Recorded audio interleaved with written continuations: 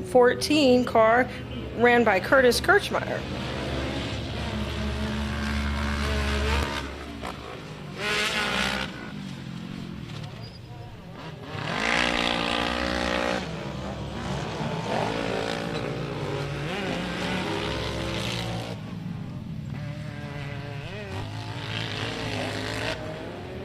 All right, we do have a caution. Looks like one of the vehicles looks like they rolled over a little bit over here on the between the go-kart and the main track.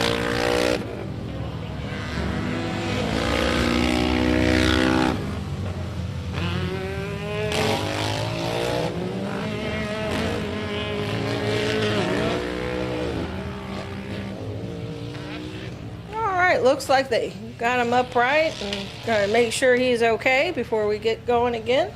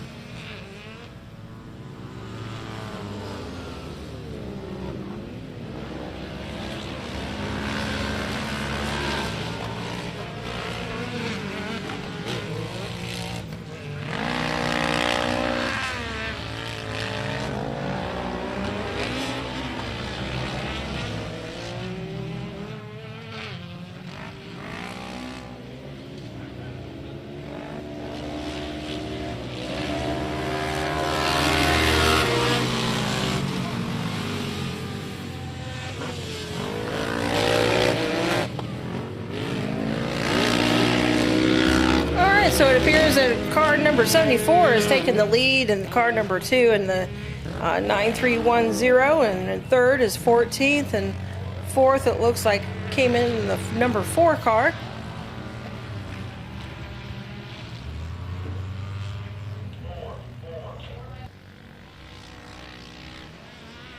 Looks like we have 4 laps completed at this time.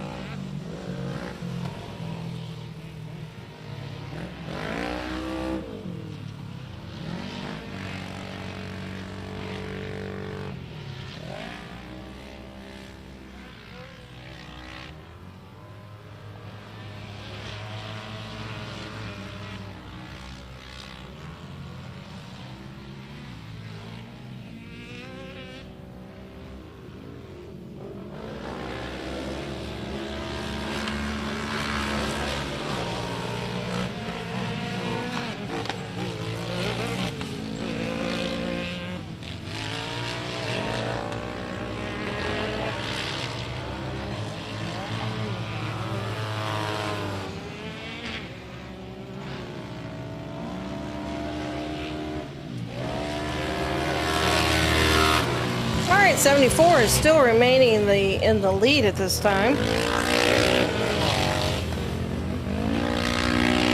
And that's driven by Hudson Hendricks out of Cedar Creek, Texas.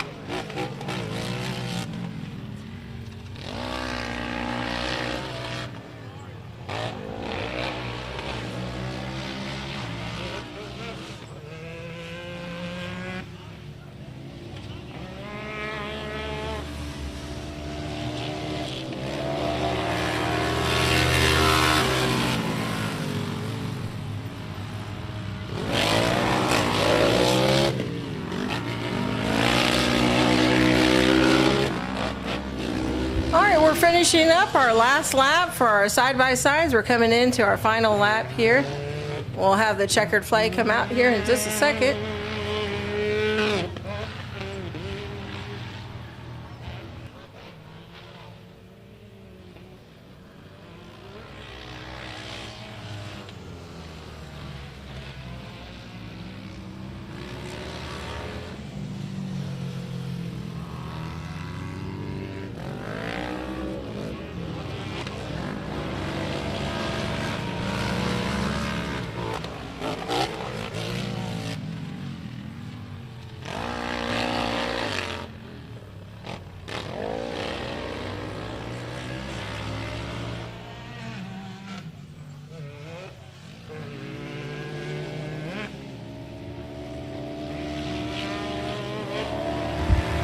Here we are taking the checker card number 74 in first and 14.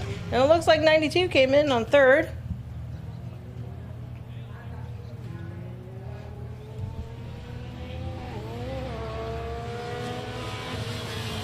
Car number 4 by Jess McComb came in, it looks like 5th place. We'll have official numbers when it comes on. And if any of you guys out there have My Race Pass, you can check out live timing on My Race Pass and all the classes that we are racing tonight and who is racing with what car number.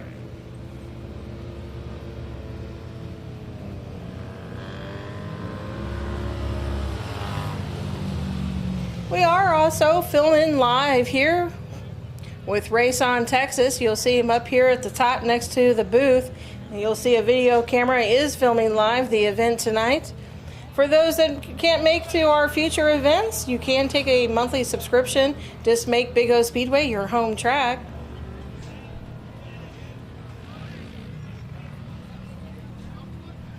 Okay, we're clearing out the track as fast as we can so we can get our stock car classes going. You'll see a bunch of people pulling up cones and there'll be some movement of some tires.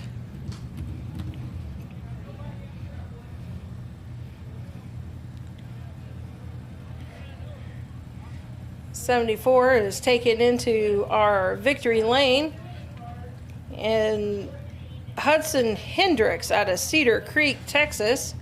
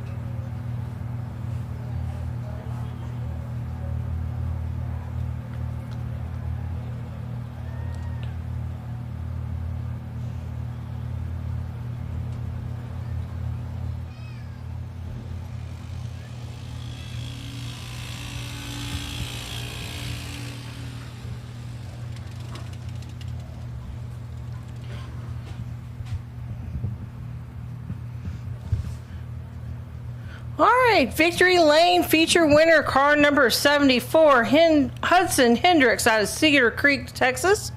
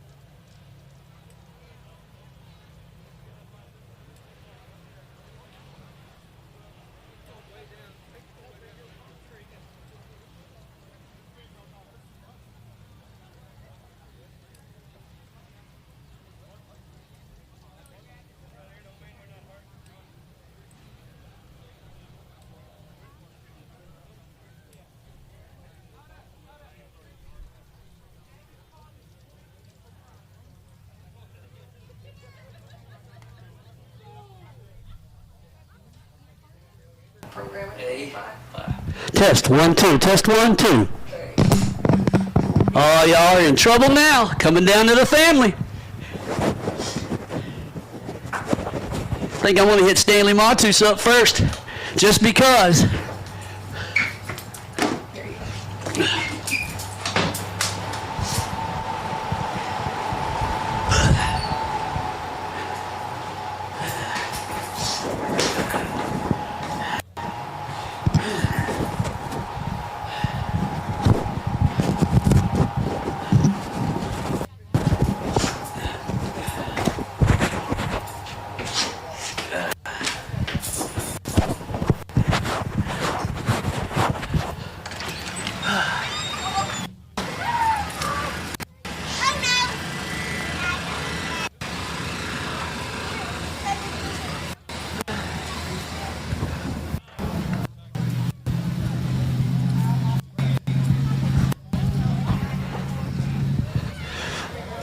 All right, got one that's working now.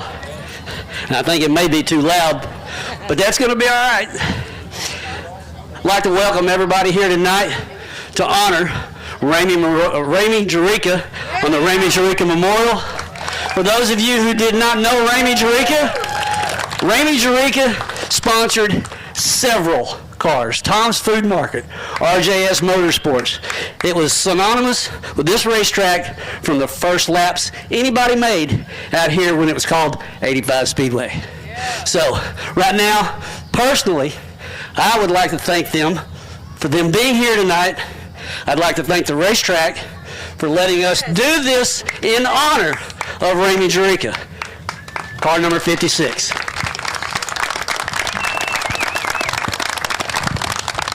Oh, I should say Stanley done ran off from me. Now Stanley, Uncle Stanley over here back in the day, drove the 109 car to start with. Had Corsicana motors on it. I ran into him one night, cost me a heat race, by the way. I don't want to talk about that. But anyway, Rammy ended up building several cars for Uncle Stanley. And then later on, Stanley's son Brandon, who had the 2-car out here for a long, long time. So we're going to get some of these races going, and in between I'm going to try to have a few interviews with some folks in the grandstands here. So y'all bear with me as we get ready to get this racing night under action. And there comes Bert right there. There's old Bert. We got some people here I haven't seen in 23 years. Danny Alexander, Rammy used to sponsor years ago. He's here tonight. He was the figure 8 champion out here back in the day. Had the only center steer car I remember being a figure 8 car here at 85 back in the day. And of course, he's sitting in the stands right now next to his buddy Jeff Needham, who back in the day, I know for a fact that Danny used to get up every Saturday morning and drive by Jeff's house to see how bad Jeff tore his car up on Friday night. Because they had a competition and they didn't even know each other yet. So here we are, we got this heat race about to get underway. I'm going to turn the mic off, I'm going to sit behind them, be ready for some more interviews.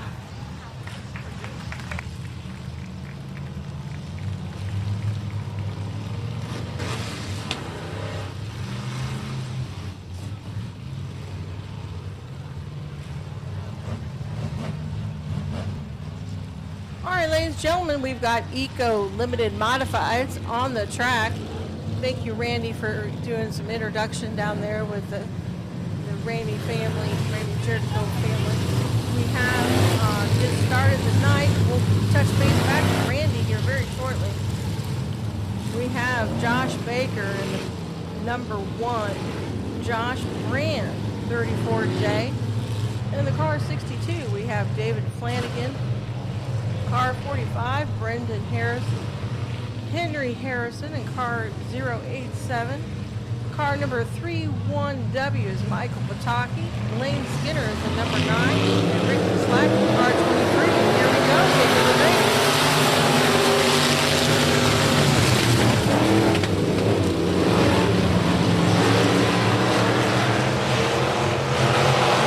Looks like Lane Skinner is going to go ahead and try to maintain that front row. Taking a high. Brendan Harrison coming in.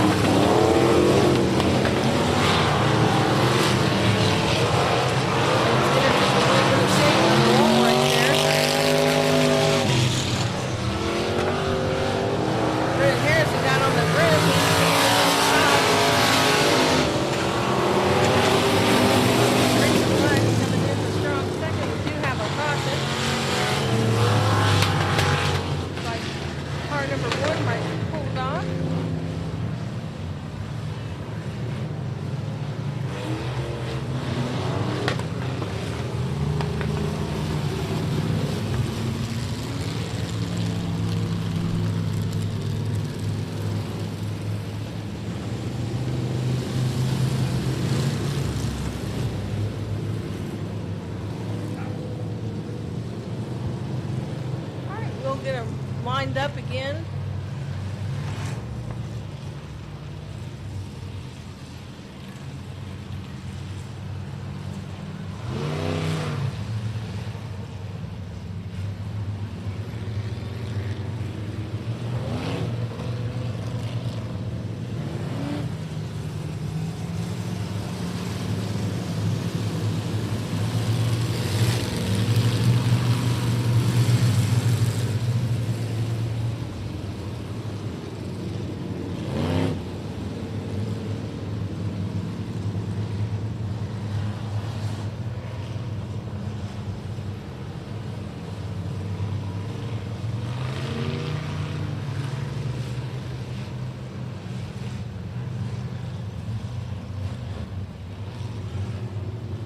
All right, looks like we've got a good lineup here. We'll come around here to finish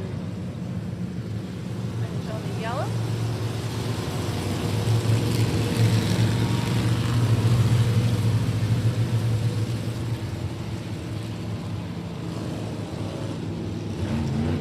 Still have Lane Skinner in our lead. Looks like we have Ricky Slack in the car 23 in the outside. Harrison, 87.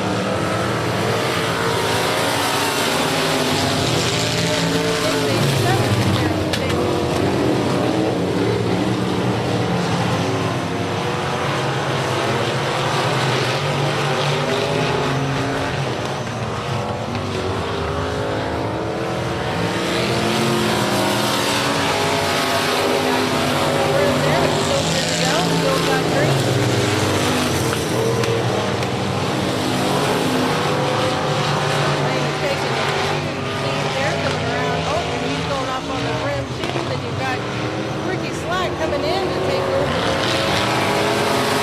Car number 25, Brendan Harrison.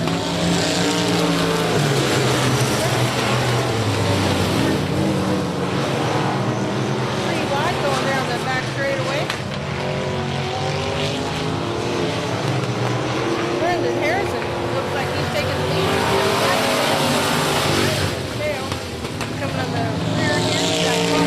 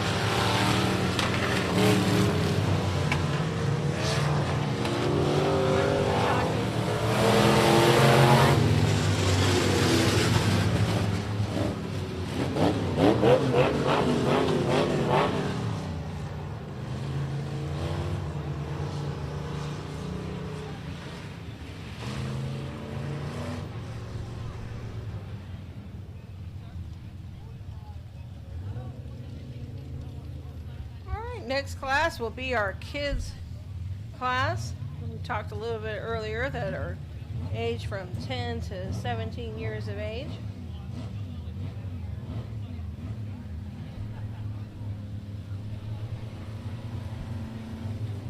So we will have Caden Hale in car number 9 in our inside first row. Outside first row we'll have Jordan Gomez in car 90D. Second row inside will be Wyatt Kibitz, number 8. Car number 25, Benton Williams in the outside. Third row will have Zach Winders in car number 73. Gerald Larson III in 5DG in the outside. row number 4 will have Cameron Don and the number 22.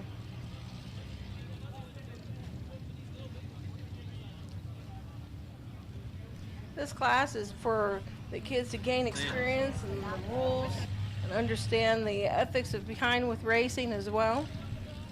So some of them have been fairly new to the class, and some have started the season as a Hornet. If you think you have somebody that's between the ages of 10 and 17 that might be interested, please reach out to Big O Speedway. We'd love to get them a set of rules and get them started, and even try to assist them with racing in a car.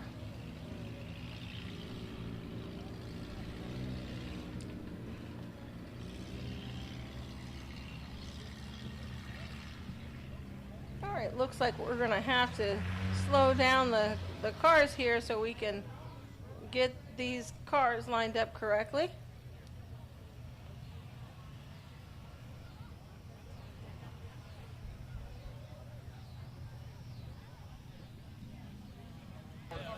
I'm going to steal the microphone for a moment. Sitting here with Uncle Stanley, and he said he didn't know anything he needed to say, but I told him the best thing for him to do is to blame his racing career on his nephew, Rammy. So I'm going to say, Uncle Stanley, take it away and tell him why you began racing. Yeah, I was here in 1985 on the very first year, and I just seen a list of people racing in 1986. Okay, so and Rammy's name was on it, and get them mine. lined up. They just the rear back there. Me and Rammy speed up a little was bit. here at the start We are and have hearing a this lot about of good getting memories. lined up, and this is all Rammy part of used that to work learning on our process car for and some of the kids coming in build to the motors class. and work on It it. takes a little bit of extra time. We had a really make sure your great time racing out there in the sequence early is years. It is required here at Big The O what? Speedway Y'all always for fix all them in our the barn? drivers. Yeah, we always fixed it at Raymond's house in the barn out there is where we worked on it. I think Stanley got a little gunshot there at the end. He really wanted to say more, but the beer got in his way. So I'm just going to leave that alone. Yeah. If y'all know Uncle Stanley, you know everything about the word Pivo. Now Pivo is a whole different story. If you knew Steve Dozalik, who raced back out here in 1985, 86, and 87, he had Pivo on the side of his car, and that's what it was all about. His car was fueled by Pivo in Tom's Food Market. Is a transponder. Transponder is going strong. Oh yeah, they said they're still going strong. So have it in all our cars.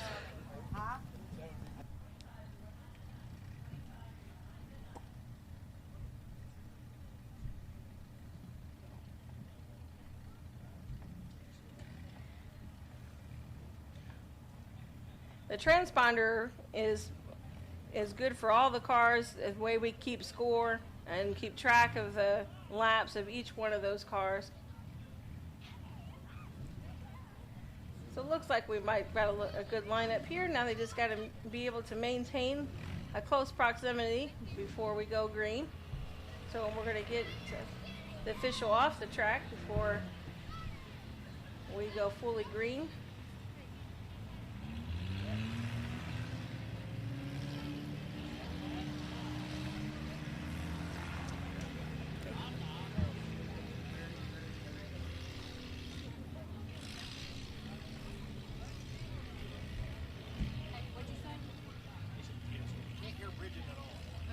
She was on Steve, is that his name? They were on top of each other. I'll say he was interviewing somebody, and she was Randy. She was talking. Can you hear me now? Scott?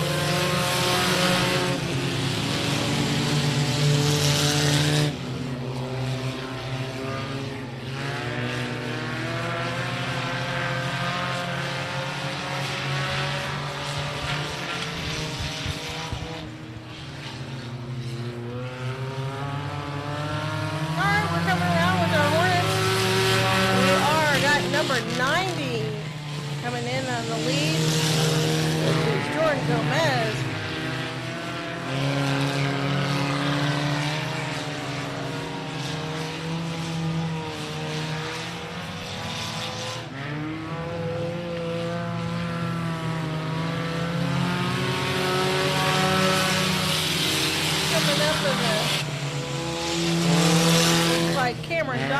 He's coming up right behind him in second place.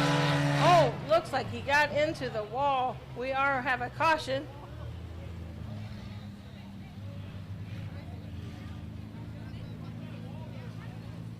Looks like the car will be okay. Looks like he's moving.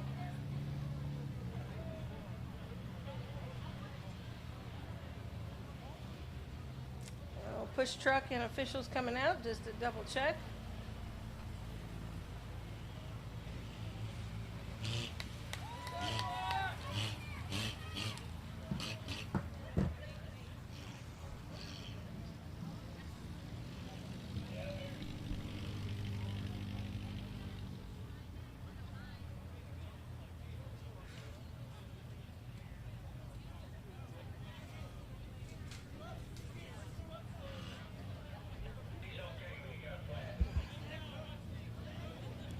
Okay, we just been told that he is okay, but he does have a flat tire, so most likely he will be going off the track.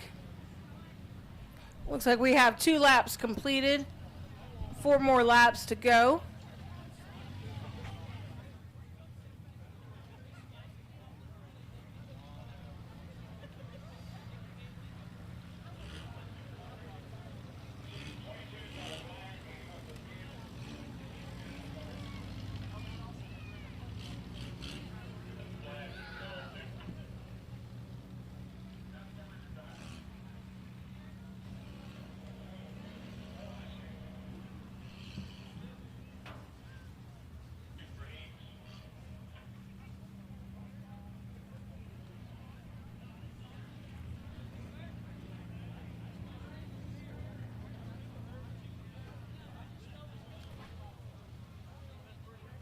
This is just the heat. This is not a feature.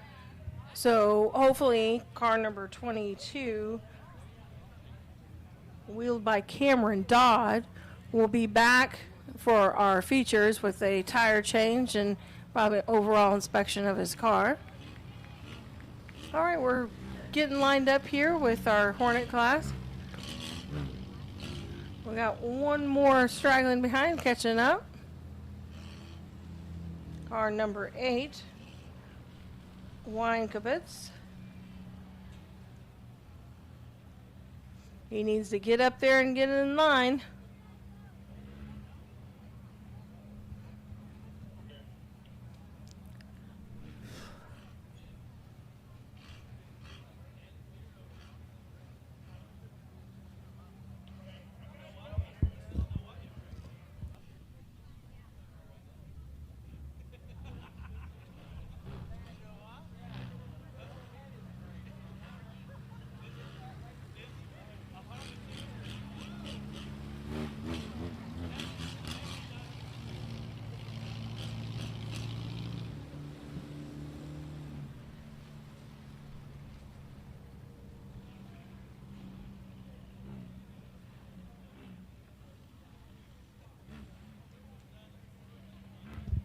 All right, looks like they will be taking the green here. The yellow is out. So as soon as they come up to turn 3 and before the cone, they can go.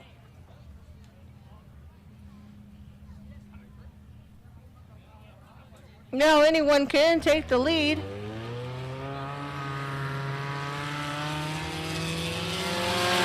IBG's taking out a strong first place, but also you got the 90 coming in on the inside.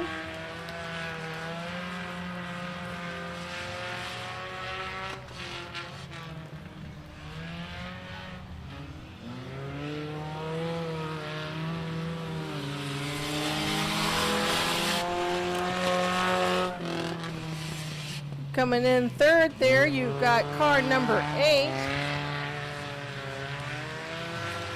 And then car 25, driven by Bentley Williams. Car number 8 is White Kibitz.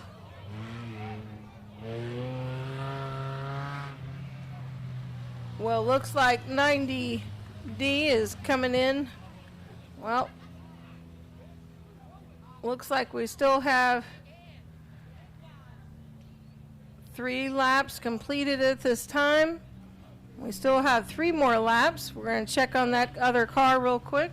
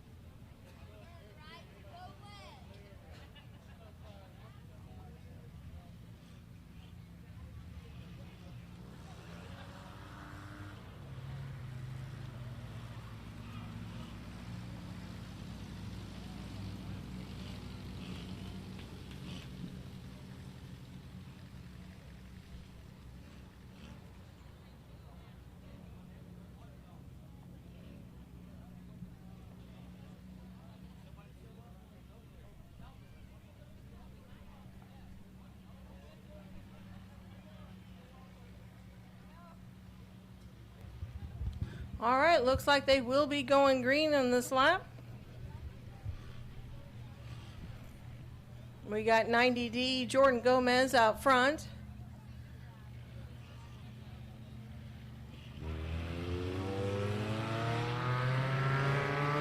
And coming around to the flag stand, 5BG by Gerald Larson III coming in.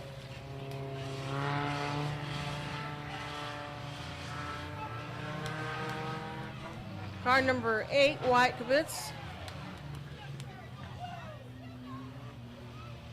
And Bentley Williams, car number 25, coming up at the rear.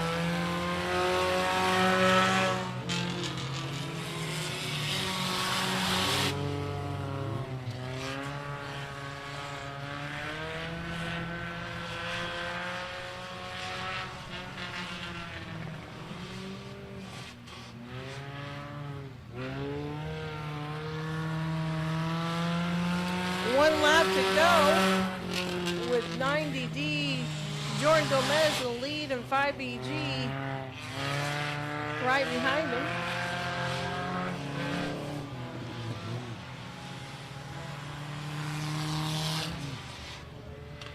And out comes the checkered flag, and this will wrap up our heat races for the Hornet class with 90D coming in at first, 5BG second. Car number 8 looks like coming in third, and car 25 Bentley Williams.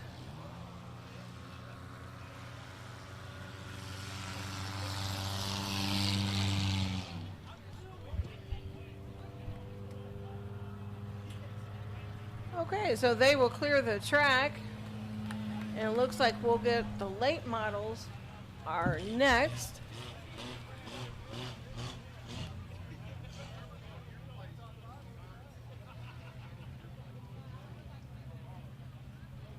We want to make sure the Hornets get a good clearing off the track before the late models come out.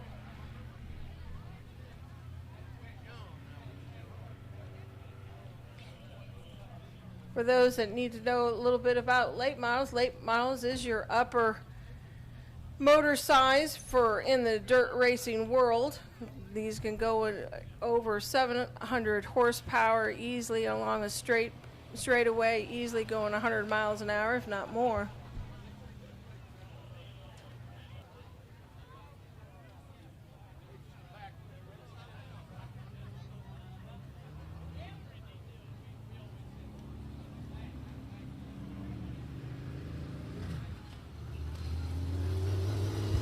So in our first heat in the late model, you've got Ortanic Miguel in row 1 in the inside, Cooper Tilley in the coupe,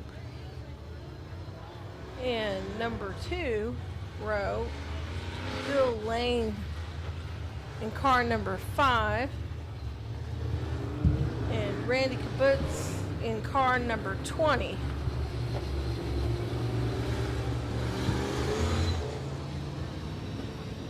So they'll get lined up here.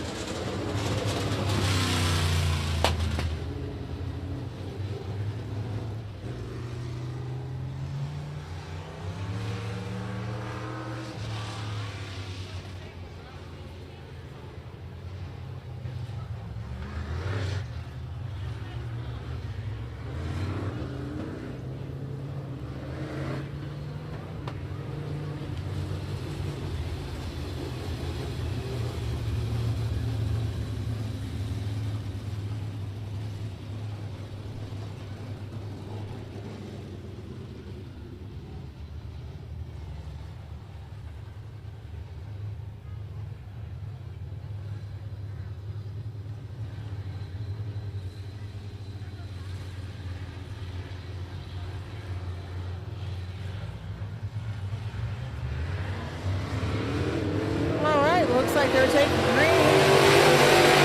Outside car number 21. We're right behind. Little Lane come along the straightaway in the back and place a third place. Cooper takes the inside, see if he can't gain some traction.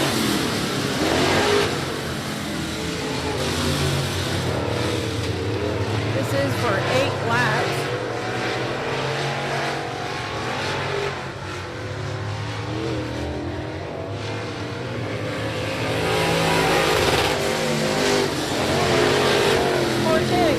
In car number 21 is kicking out into first in this heat race with Cooper Tilley coming in a strong second. Bill Lane, car number 5, coming up in third.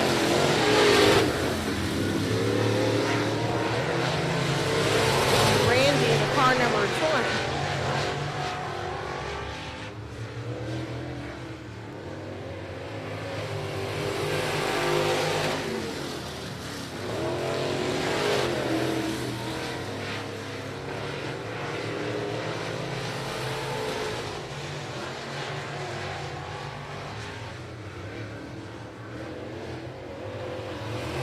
Cooper Tilley takes the inside, trying to gain some traction so he can take over first place, and does he do it right here?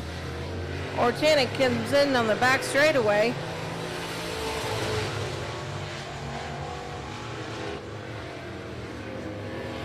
Five laps completed.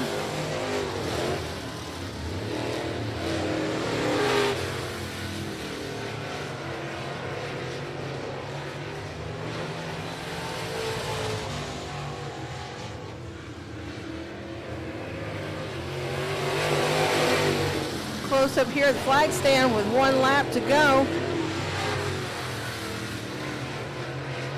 Bill Lane is making a push there, and Cooper Tilley is going to come in underneath, come in to finish in the heat race. And is it a close? Oh, that is a close call. Car number 21 takes into the first with Cooper Tilley in second, Bill Lane third, and Randy Kibitz in the number 20.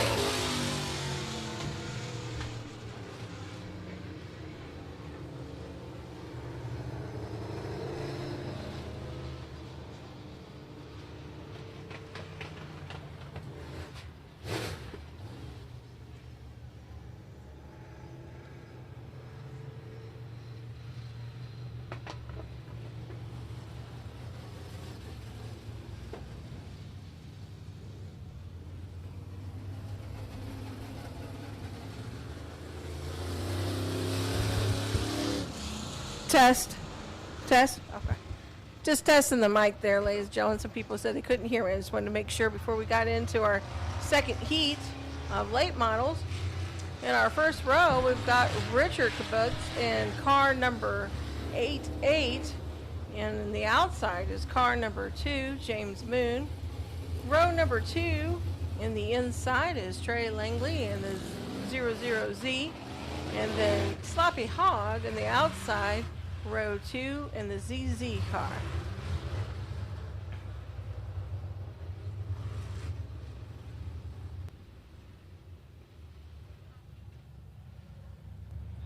All right, they do have the green. Let's see who takes off. And they are given the green, and there goes number 2.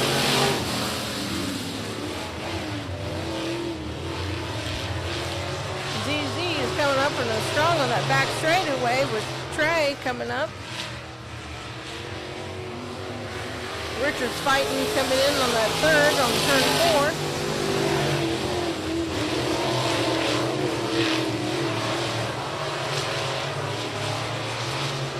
Spreading out just a little bit during the field here. You got Jim Moon still in car number 2, taking the lead with Sloppy Hog in second.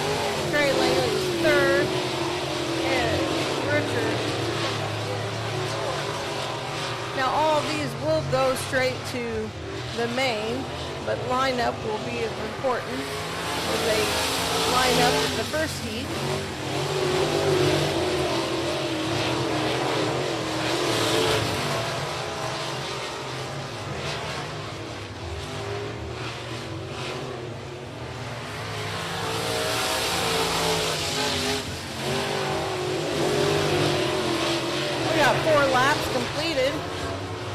It is an 8-lap heat race.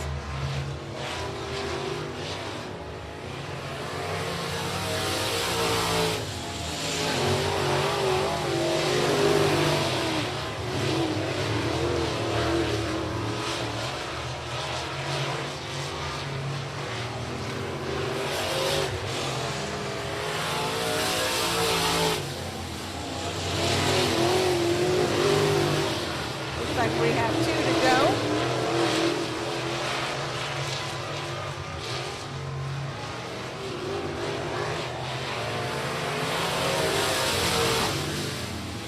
We got 1 lap to go.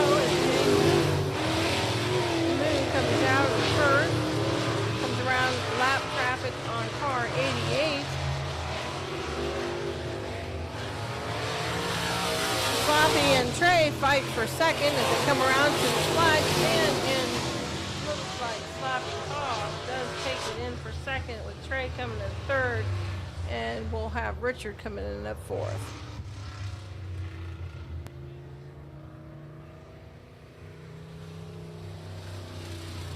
Again, we encourage, if you want to check on the timing or lap times, you can get on to My Race Pass. It is a free app. I think there might be a small fee if you want the live timing, but if you just want to see the lineups, names and cars, that is a free app to download.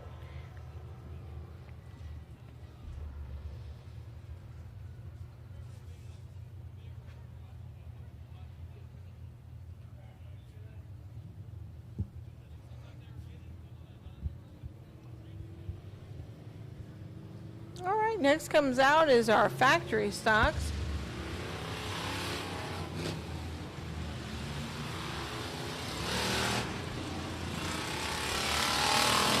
That is sponsored by Shelly Smiley York of City Real Estate. And in our first row, in the inside, will be the 1H wheeled by Preston Haley. On the outside of car number 8, Taylor Rowlison. Row number 2 is Michael Bowles with the car number 40. And on the outside will be Cody Chamberlain in the 12. Kenneth Chamberlain in the number 70. And he is your points leader at Big O Speedway, as well as national points for USRA. And then you've got Derek Williams on the outside for car number 87X. Ryan Welch in R12, rounding out on row 4. Now there is 3 heats with our factory stocks tonight. It is 8 laps.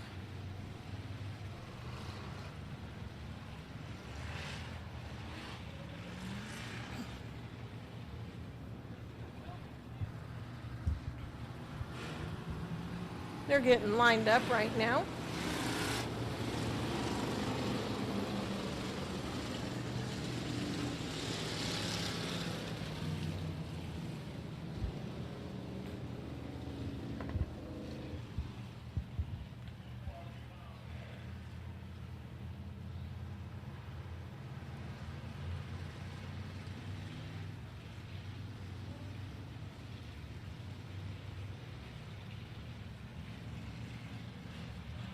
All right, they met the cone and they are taking off at the green.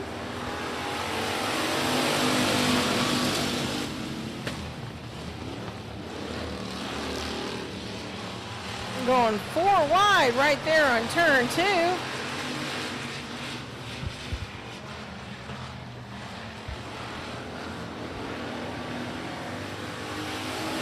Taylor Rowlison, car number 8. And Michael Bowles is fighting for second. He's coming in. Oh, he's going to try to take up. He takes over first. Tyler gets a little squirrely on that back side.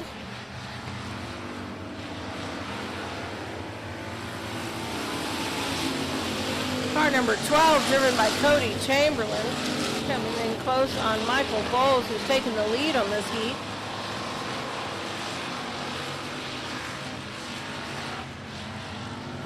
We do have a car. Okay, he's getting back on the track, it looks like.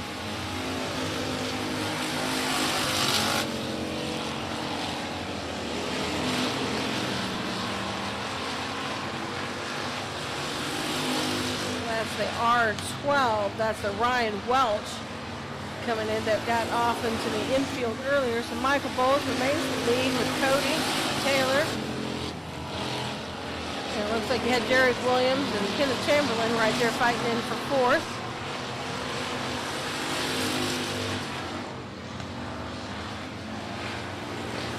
You've got Michael Bowles coming in, remaining the lead. Cody Chamberlain keeping a strong second. Taylor Rallison is remaining his third place.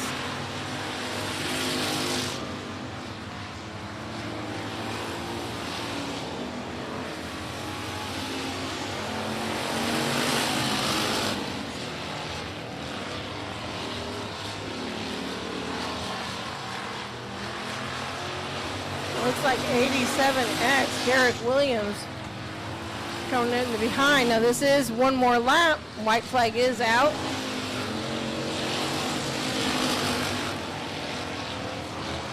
He gets bumps a little bit on number 8 there, coming in on the turn 1. And it looks like Michael Bowles takes the checkered on this heat, with Cody coming in at second.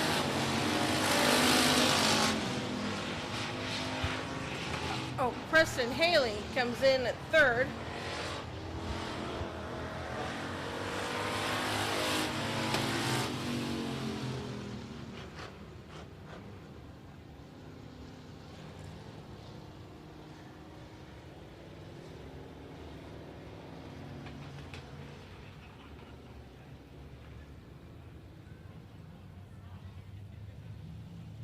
All right, so we are in heat number 2.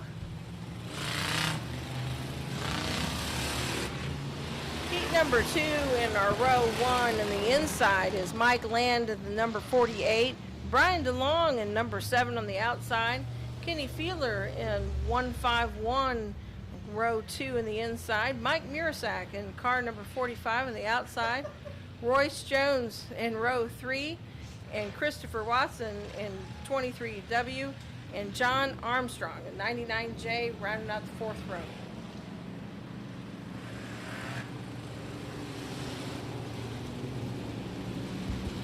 And I'll clarify it for all the checks in the grandstands. 45 is Mike Marshak, or as we usually call him, Marshak.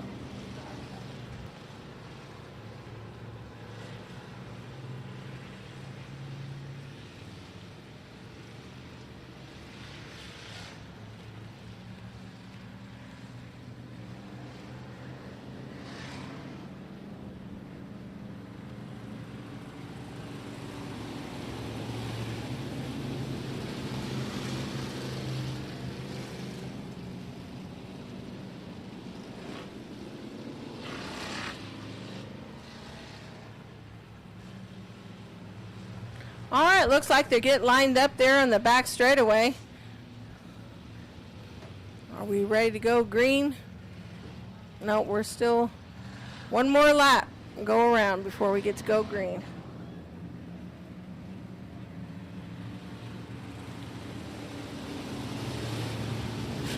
Looks like they're lined up good.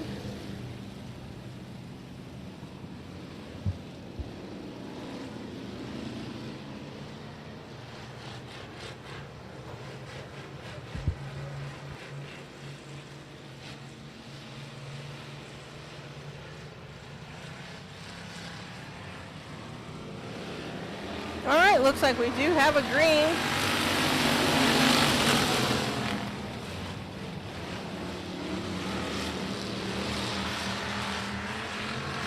Coming around strong on turn 2. Let's see who comes in on the lead here on turn 3 and 4.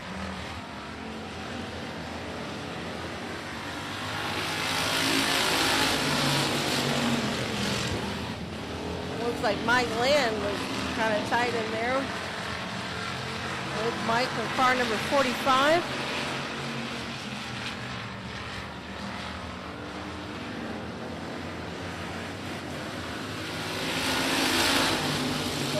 And 48 are battling out for first.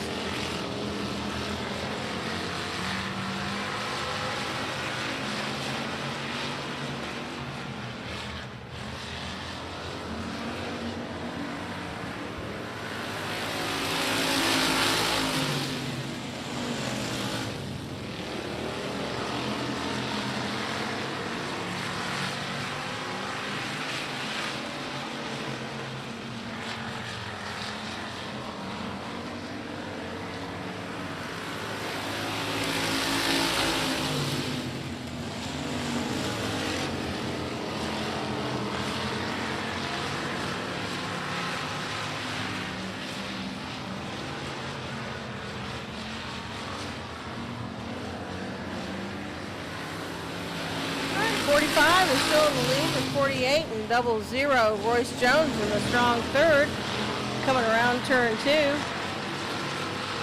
Royce Jones going to bump up there and try to get over and take on second. We have 6 laps completed coming through the flag stand.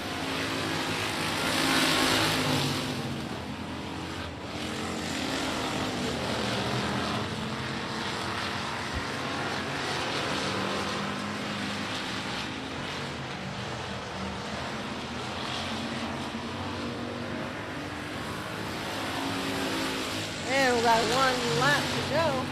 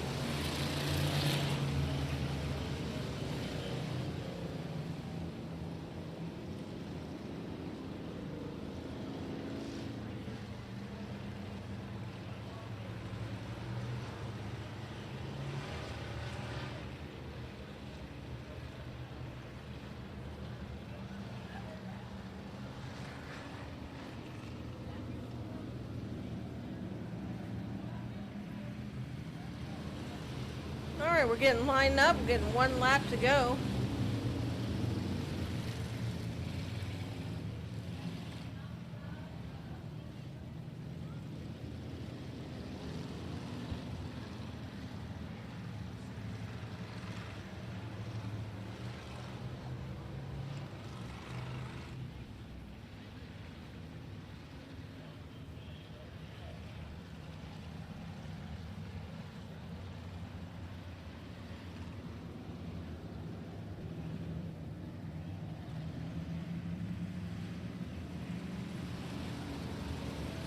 You got 45 and with Mike Mersack, and then you've got 00 Royce Jones on the inside, Christopher Watson, the 23W on the outside, Royce Jones, car number 7 Brian DeLong.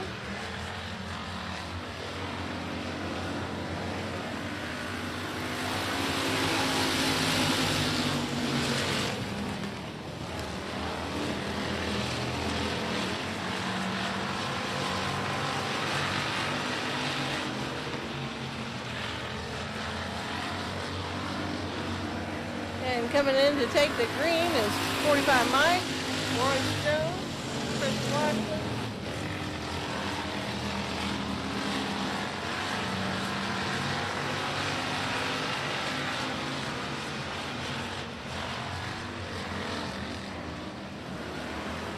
And the checkered flag goes down.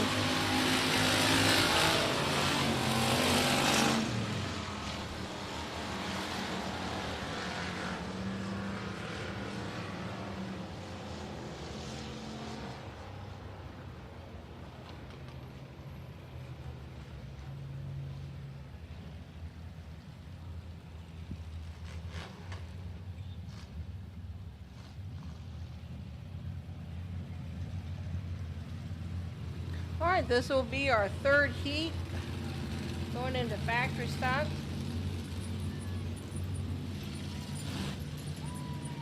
Your row 1 inside, car number 429 is Jason Hood. On the outside is Roger Chaney and car 113. Row number 2 is Aaron Davis in the 87D.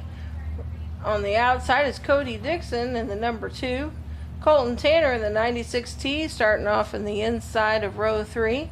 Gerald Larson Jr. in the 5H on the outside.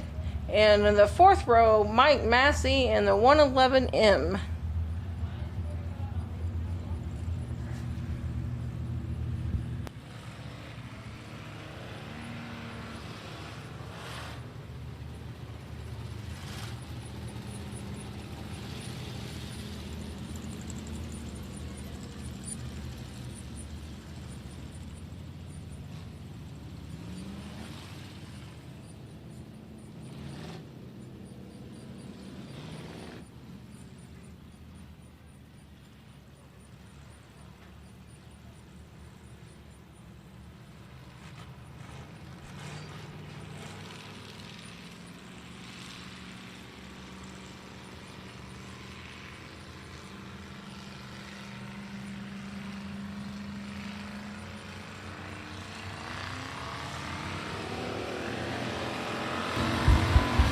right, we do have our green going into the turn 1.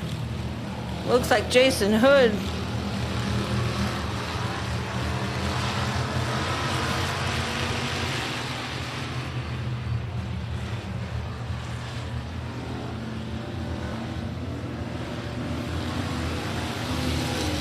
The 113 Roger Cheney takes the lead on this heat.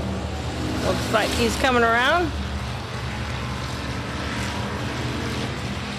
Looks like the 429 got into the infield.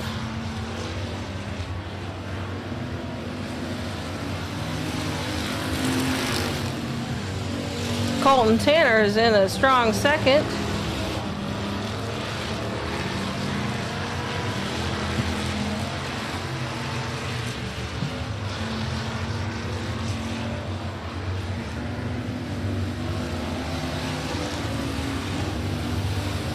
Aaron Davis, the 87D, is holding on to third with Gerald Larson, the 5H, right on his tail. Mike Massey is coming up right there to give Gerald a run, and we've still got the 113 Roger Cheney in the lead. Car number 2, Cody Dixon, coming up from the rear.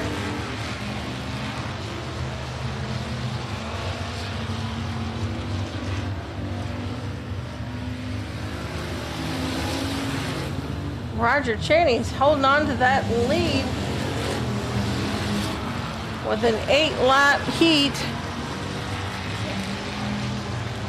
Looks like we have 5 laps completed coming around to turn 4. This will make 6 laps completed.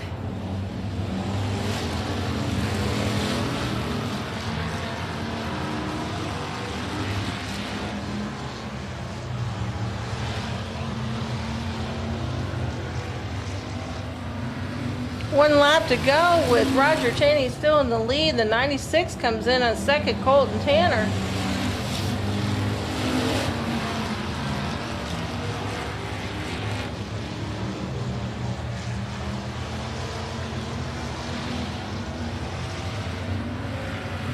Oh, gets a little squirrely there at the checkered. 113, Roger Cheney goes back down to second. Lost a little bit of control before the flag stand, giving the opportunity for Colton Tanner to take the lead on that last minute on the checkered. So that rounds out our 3 heats for factory stock. Our next class will be up is our interceptors. As I was stating earlier, this is the newest class here at Big O Speedway. Some people call them the cop stock cars. These are cars that most likely were used in the police force, and they are no longer in service, but they are still good running cars, so they are modified with a roll cage but remain stock, no modifications to the engines and so forth on the cars.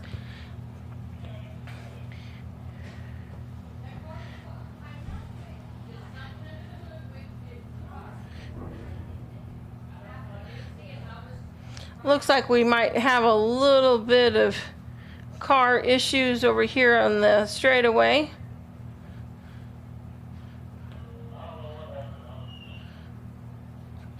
Of course, with these cars and extreme temperatures that we've been facing here in Texas in the last couple of weeks, and of course we're up for some higher temperatures this next week, so hopefully everyone stays cool.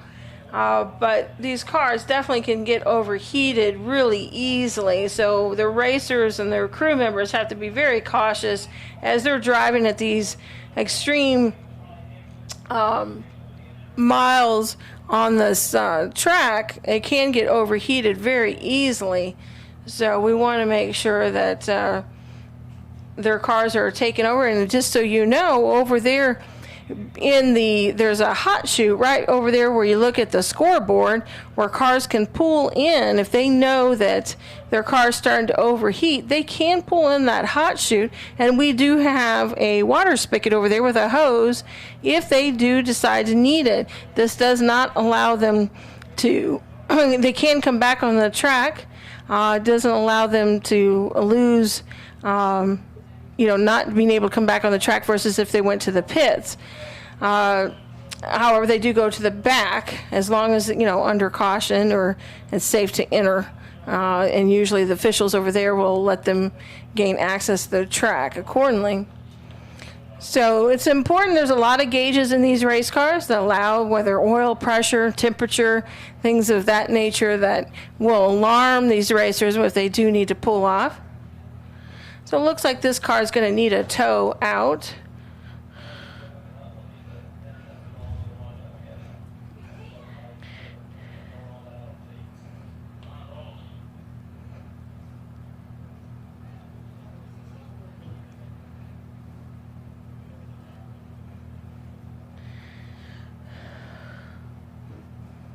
While we're waiting for this car to get towed out of here, some of our interceptors have entered on the track just to facilitate getting lined up.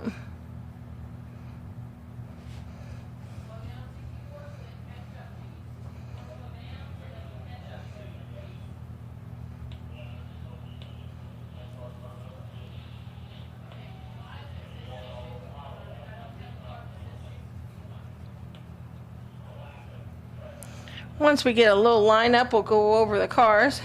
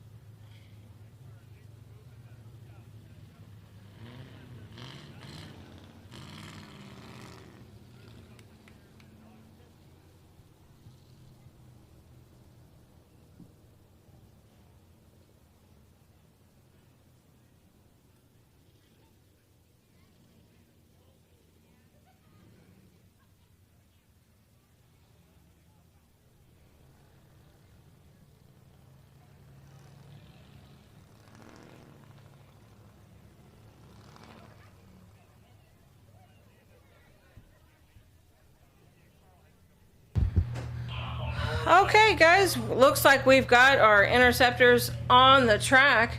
On our row 1 and our 911 is Chris Tanya Nold, and the outside is Randy Kibbutz in 64. Weston Williamson in the car number 88 in the inside. Ortanik McKell in the outside, the 651, and Caden Hale in the 43, and Landon Campbell in the 3113 in the back.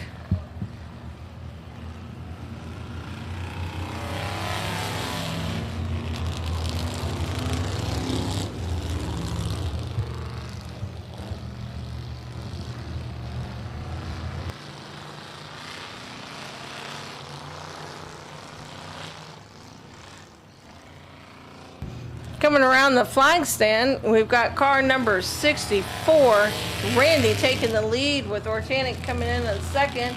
Cristania rounded out in third.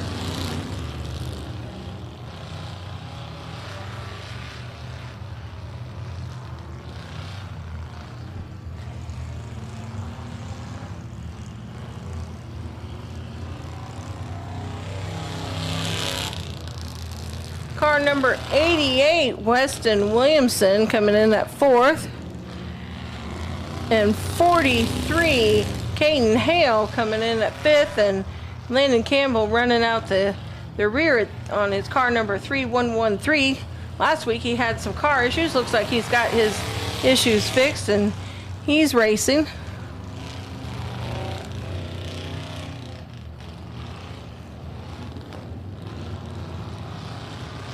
This is an 8-lap heat race.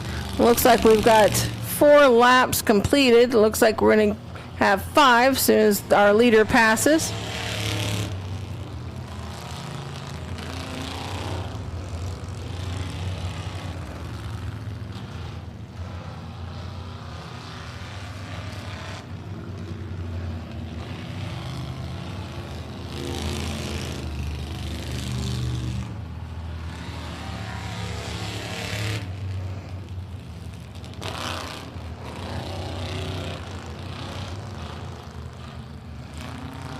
Looks like we have 2 laps to go.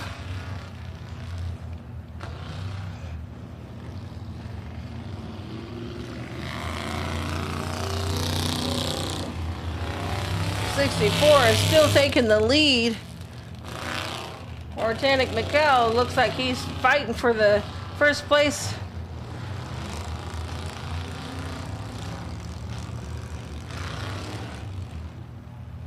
Oh, a little spin. Looks like a little bit of squirreliness there by Organic. And he'll come in as second, with Cristania coming at third.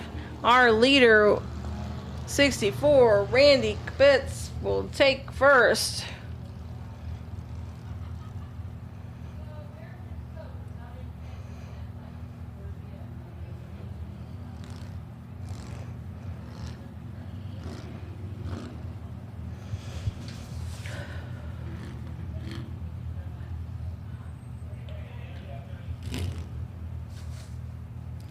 And then our next class will be our Thunder cars.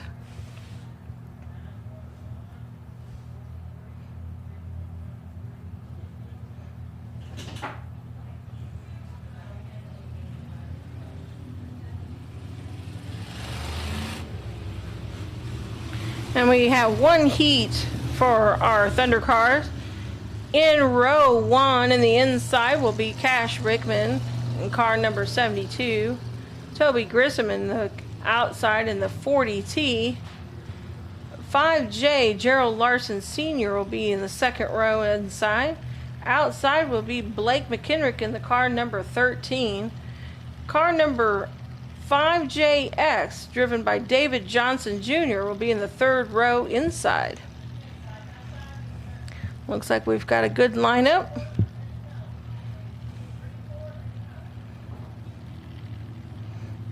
We'll take 1 lap here according to the flagmen here.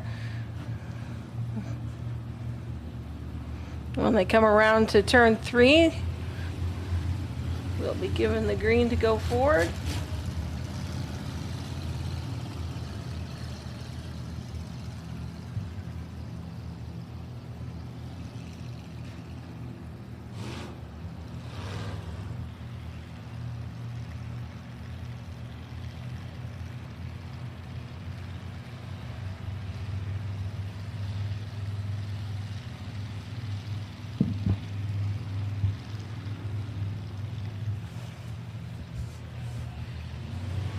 All right, they are given the green. Cash Rickman looks like strong, but here comes 40T Toby Grissom taking an early lead here coming around the turn 1.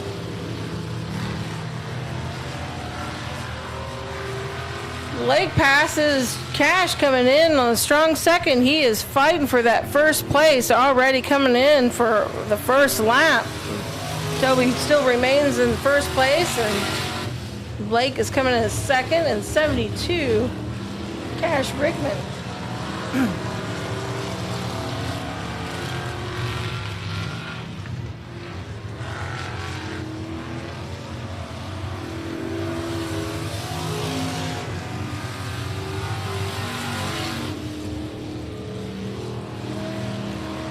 Toby Grisman is definitely taking a strong lead out on the back straightaway.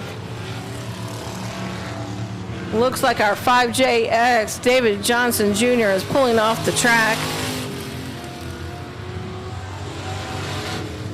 Blake isn't giving up hope. He's still going strong and hopefully get right behind him. Now, of course, this is just a heat race.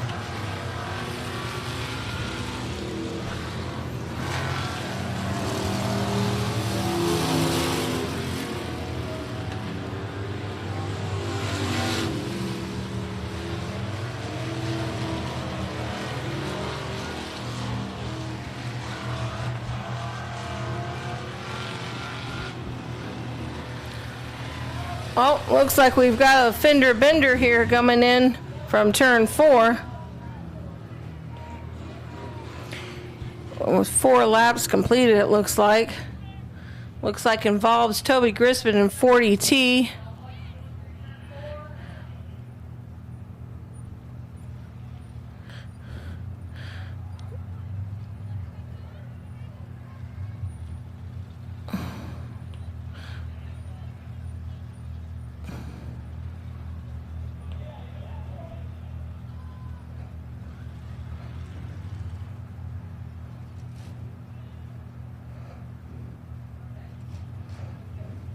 Looks like the drivers are okay.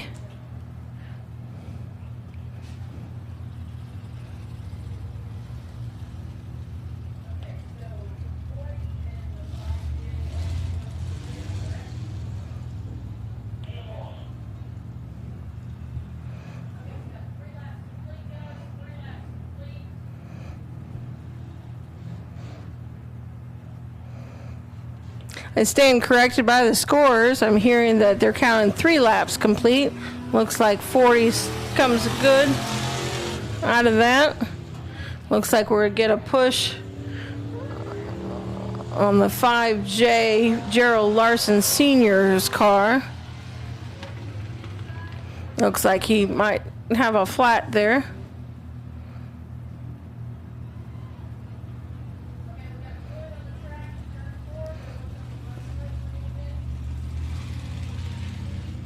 Looks like we do have a little bit of spillage there in turn 4 that the track officials are taking a look at. See if we can't get that covered up or mixed in.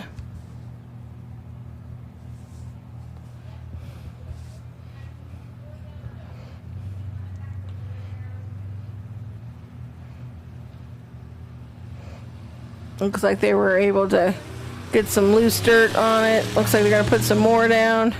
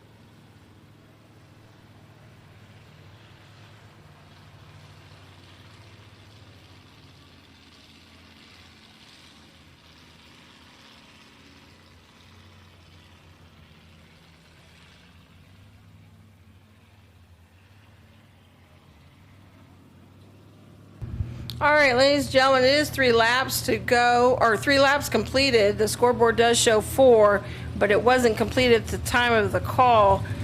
So it will go back to 3rd, and you will have an 8-lap heat with Toby Grissom still on the track, which is great. And you got Cash Rickman in the lead, and Blake with Toby in the 2nd row.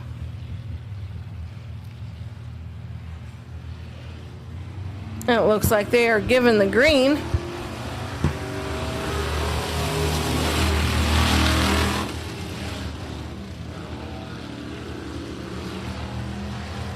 Looks like Toby's taking an early lead there coming out of turn 2. Cash and Blake fighting for 2nd. Blake is looking for some grip there on down at the bottom, hopefully coming in for the lead.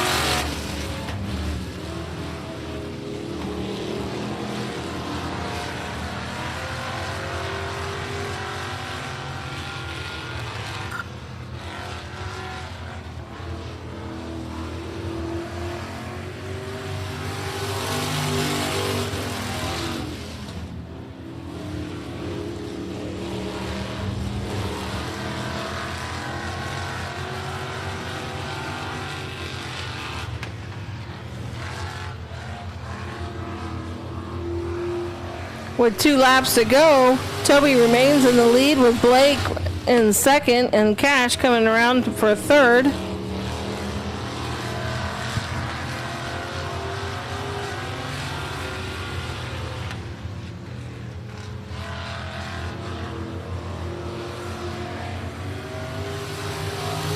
One lap to go, guys.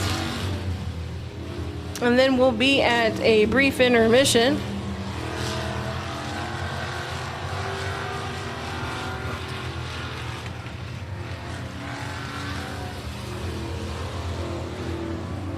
And we take the checkered with Toby Grissom in the car number 40 in this heat race.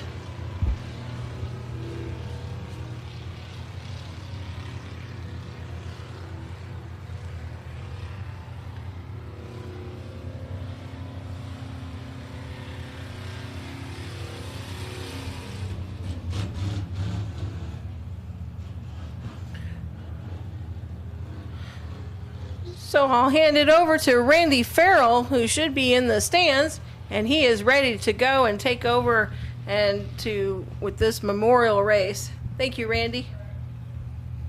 All right, they've turned my microphone back on, folks, so here we are. Intermission at the Rammy Jurica Memorial. It is now time for all of us to gather down here. If anybody wants to come down and say a nice few words about Rammy Jurica, Tom's Food Market, or the times that y'all got sponsored.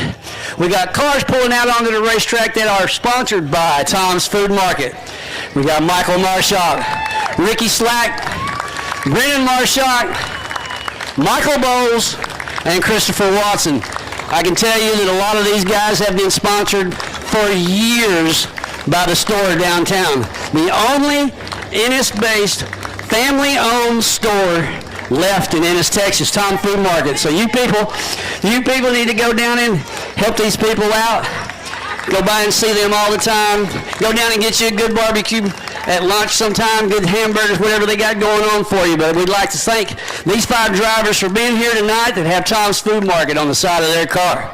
So at this moment, I'm going to stand down here, and anyone that would like to come up, any of you drivers like to come up, there's Peyton Bowles. She's got Tom's Food Market on there, I believe. Anybody like to come up here and say a few words about Rammy Jurica, Barbara, Raymond? You can talk about Jason. I don't care. Cindy, it don't matter. You can talk about Uncle Stanley. I talk about Stanley all night long. I see Marshall coming up here. He's thinking about it. Come on, Michael. It ain't going to hurt you. Anybody else? Stacy, you want to talk? Hey, what? Roll. There's a low spot. There's a low spot. Come on, Mike. Look, he wants the mic. To do it. Oh, Yes. got it. No. Cannot. Yeah. See? I knew you could do it. Now, see, the next thing is the Slack's going to come up here, but he ain't going to talk. No, we can't let him out.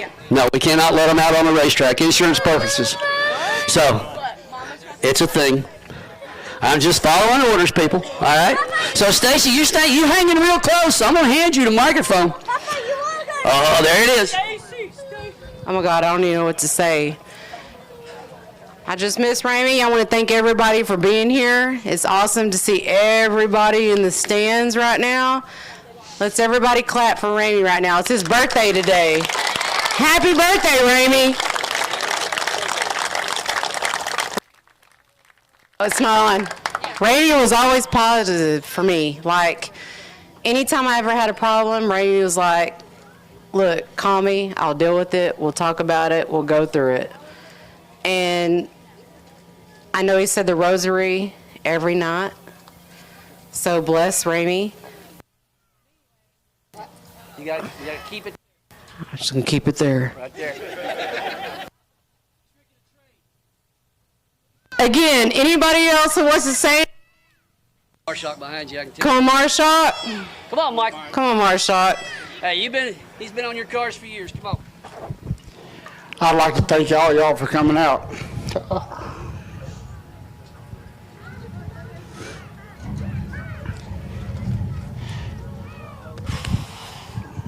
Me and my brother were the last ones to see him in his home.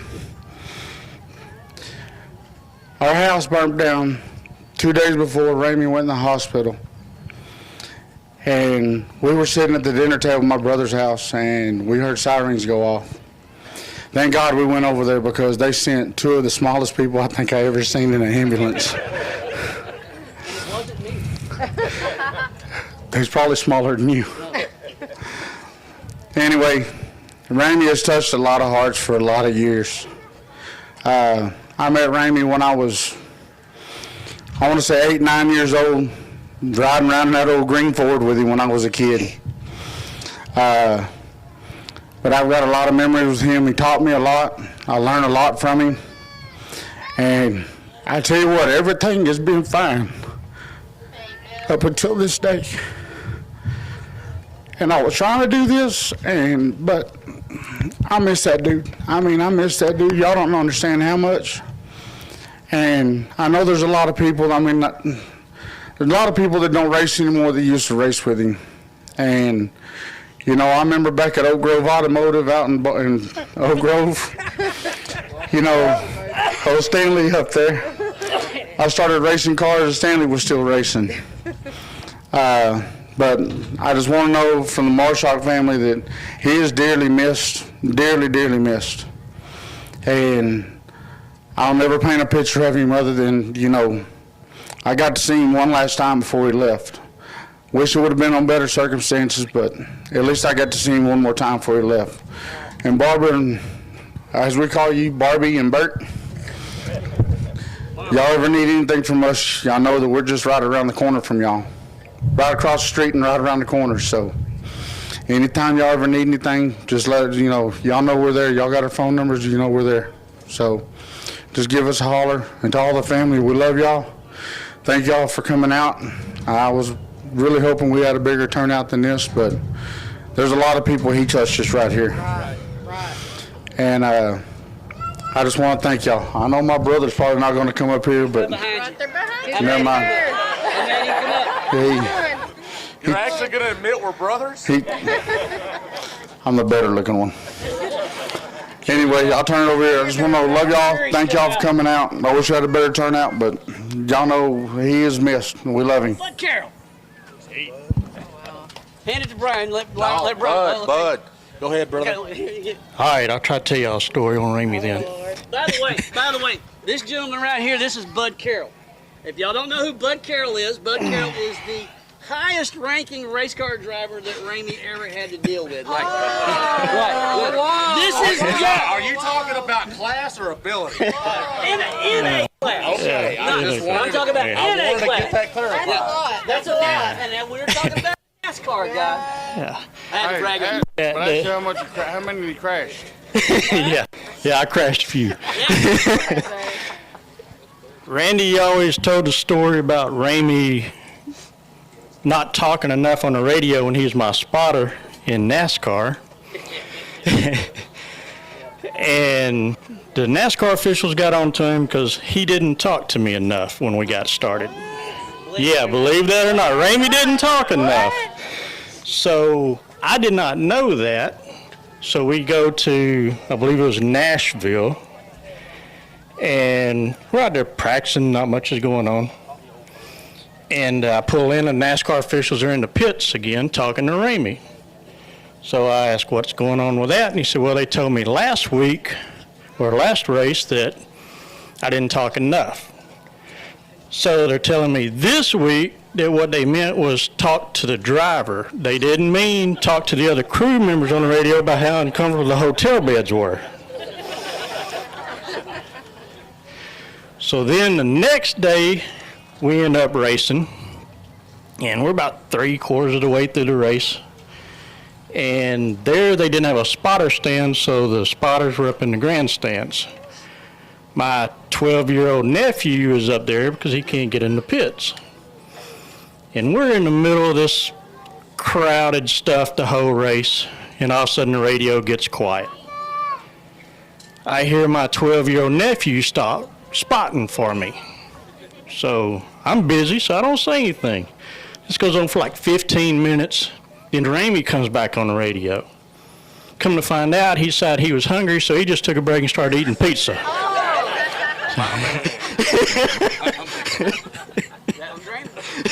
Yeah. Yeah, it was always entertaining with him. Like I say, he was part of getting us banned for life from a go-kart track in Myrtle Beach. So he was in on that one. So, but yeah, we went a lot of miles together, and you did feel like laughing most of the time, but he figured out a way to make you laugh when it wasn't going good. So, thank y'all for coming out tonight.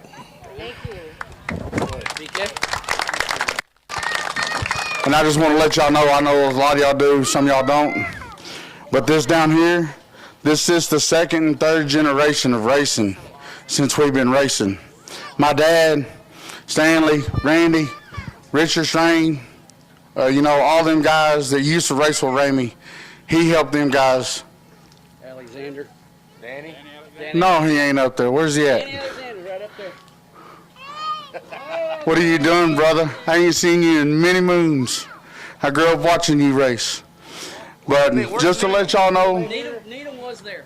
there's second and third generation sitting down here that race, that have Tom's Food Markets on their cars. Mine had RJS Motorsports. Yeah, well, my two cars have RJS on them too. Both of our cars are carrying a sticker on that says in loving memory of RJS. Not a lot of people know what that meant. You know how many years it took me to figure out what that meant? Would never tell me, and I don't think to this day he ever told me. But, yep. But I just want to thank y'all again for coming out. You can do it. No. Hey, bud. Come on, Brian. I started racing in a old beat-up cruiser that was like 7 years old when I got it. Hey, you used to belong to them. Yeah. Oh. So, no, I'm getting to that car. So, I used to drive an old wore-out cruiser car that was bent in more places than could be repaired. And so, for some reason, they put this rookie in that car. Well, I showed them boys how to do it. There was, I wrecked it, I'm not gonna lie. I told you, Daddy wrecked it, Mike wrecked it, my buddy Randy wrecked it. So I thought I was gonna move up to a bomber car because I was winning like every second or third week. Made a lot of people mad, and I wasn't gonna move up. But Rammy talked me into it. Wanted to quit. And it was one of those things where I just come out here to race because Dad did it, Mike did it, Randy did it, he did it. All these people did it, the Matush guys did it. Yeah. I just want to go hang out with the guys. Well, heck, if I'm going to be in here, I'm going to be good at it. Why not get good at it? But I didn't know any better, and I didn't really know a whole lot about it and didn't care, but it was Rammy that was after me. He's like, hey, man, you can't go out there and just chase your own tail all the time. Let's work on this thing, and let's see what we can do to get it in victory lane. So, I mean, I was just out there having fun. No, this guy right here pushed me to be better, and the number one thing that he pushed was to be clean. Do it right or don't do it at all. You know, don't go in there and wipe somebody out. Do it. If you're going to do it right, either that or take his name off the car, whatever. You got to do it right. So a couple years goes by. I'm running a bomber class. Yeah, I'm getting to that. You know what? Well, yeah. Well, okay, I'll go ahead right now. I had a habit of trying to put a car in a hole that it wasn't supposed to go in. Okay. And he called it the Bohemian tape measure. Okay, and he told me, he said, it's a 6-foot car in a 4-foot hole. Well, if the bumper will fit, the rest will follow. And you go right on through them as long as you do it clean. So I had a couple of rough patches when I moved up to Bomber, didn't want to do it no more. I even sold my brother my car. And yeah, he rolled it over in that crap hole right back there. Yeah, true story. Rammy's like, man, it's just not right not seeing you racing. What do you want me to do? Because I think you need to be back out there. You go out there and try to make us some money. Let's do this the right way. Okay, fine. Well, he fully sponsors me a car, bumper to bumper, motor, everything, and didn't ask for a dime of the winnings, didn't ask for a dime for the car, gave me the car was ugly as sin, y'all.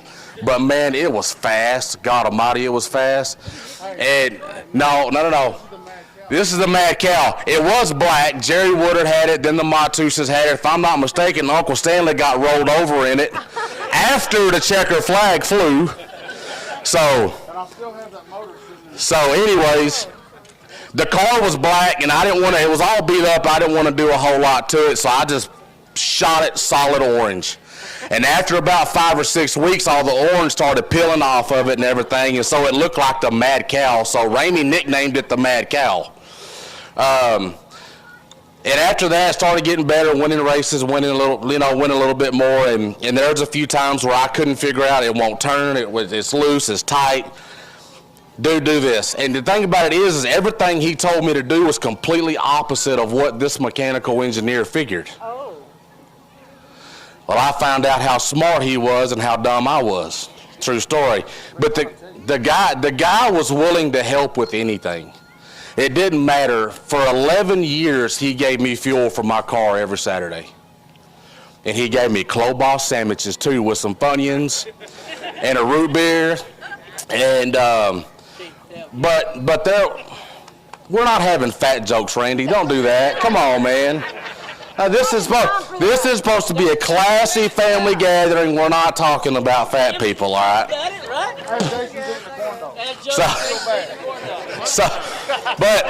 But there were several times things weren't right, and he could see it, and he knew it, and he heard about it, and he never failed to call me Saturday night, 1 o'clock, 1 a.m. every Saturday. How'd you do? How did you do? Tell me your racing story. He wanted to know everything about everything. If it was right, let's make it better. If it was wrong, let's make it right.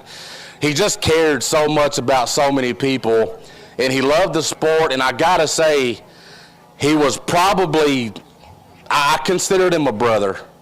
After it was all said and done, he wasn't my neighbor, he wasn't my friend, he was my brother. In fact, I nicknamed him Grande Hombre, big homie. And all the days of, us, Miss Barb babysitting us when they were outside working on cars, and we're talking 85, 86, 87 time frame, and that's how long he's been a part of our life. And it was a tough night, the night that we went over there to check on things, and I miss him. He was a good guy. It sucks to drive by your house twice a day and know that I can't come sit in the man cave till 3 o'clock in the morning talking about how Trump was right, Biden's an idiot, buy ammo, and buy all the guns you can get, and yeah. That's why you don't have a race car no more. Rammy, one last story. My favorite thing that I liked about him was he was always there for me. That was there, no matter what, come hell or high water. Rammy challenged your mind. And it was like, He challenged your mind to think outside the box, see the big picture, literally helped me become a better person. So God bless y'all for coming. One day I hope to fly with him. Thank y'all. All right, microphone's open. Anybody else? There's a speaker there. Tammy, you like to speak? Nothing to say? Well, all right, then I guess this is everything that we had to say about Ramey tonight. I don't see. Well, hold on. We have an undefeated driver in the crowd. An undefeated driver in the crowd. Yeah, we have Raymond. Oh, yeah, that's right. Okay, yeah, y'all, yeah, this is it. No, we got to have him tell it. Raymond? I told you I wasn't going to do that. I told Randy I didn't want that microphone. But I guess I done had enough beers where I can talk, right? Let the pivo begin. Well, let's see here. 1985. 1985. Help me out here, Randy. I always used to call Randy a no-driving fool. That's right. Hey, you probably beat me that night. You weren't the only one. Alexander and Needham are here. They'll attest to that. Yeah. Well, let's see here. All right. What year was it again, Randy? 1985. Okay. Okay. I bought Ramey this car, the Pontiac. It had that cone in the front where they can't knock the radiator out. Because I knew with that racing that you knock the radiator out, you out of the race. So anyway, I bought it and he done pretty good with it, and then he was going to sell it, you know. And I said, well, how much you want for it? He said, $100. I said, I'll just buy it. So I went ahead and bought the car and got out here and got ready to race, and I had a little competition. I had Ramey, and I had my nephew, Stephen Doljolic. And Stephen was number 2 in points at that time. He was right on top, right for being a top champion. But anyway, so I was in a race, and of course everybody thought I was just cruising around, which I was, just cruising around. I didn't know what I was doing. But anyway, just about here, this number 1 turn there, I come around the corner there, and there was Ramey. Water just flying through there. He done knocked out his radiator, tore up the whole front end. And so that was 1 down. So we kept on going to racing. Jeff Needham, he kept passing me like I was standing still. I'm going to tell you that for the truth. And so anyway, I stayed in the race. Then a little later on, here in the infield, I come around the same corner, and right there was my nephew, Stephen. He had a flat. He was out. So I'm the only one that won. So I figured that I didn't win, but I was still in the race.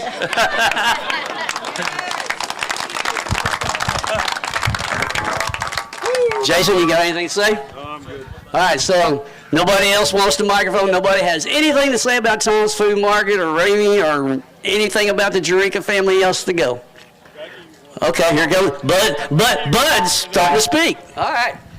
More I've heard. Hey, that's the most I've heard. Yeah. Well, first I need to thank them, because every time we got ready to go to the East Coast, they always came out and filled the truck up with gas and gave us a nice chest full of sandwiches and anything you needed. They always helped us out. But when we were running modifieds out here, we were up in the points, and Ramey shows up with his modified, and he informed me that he didn't run for points. He was just here to screw mine up.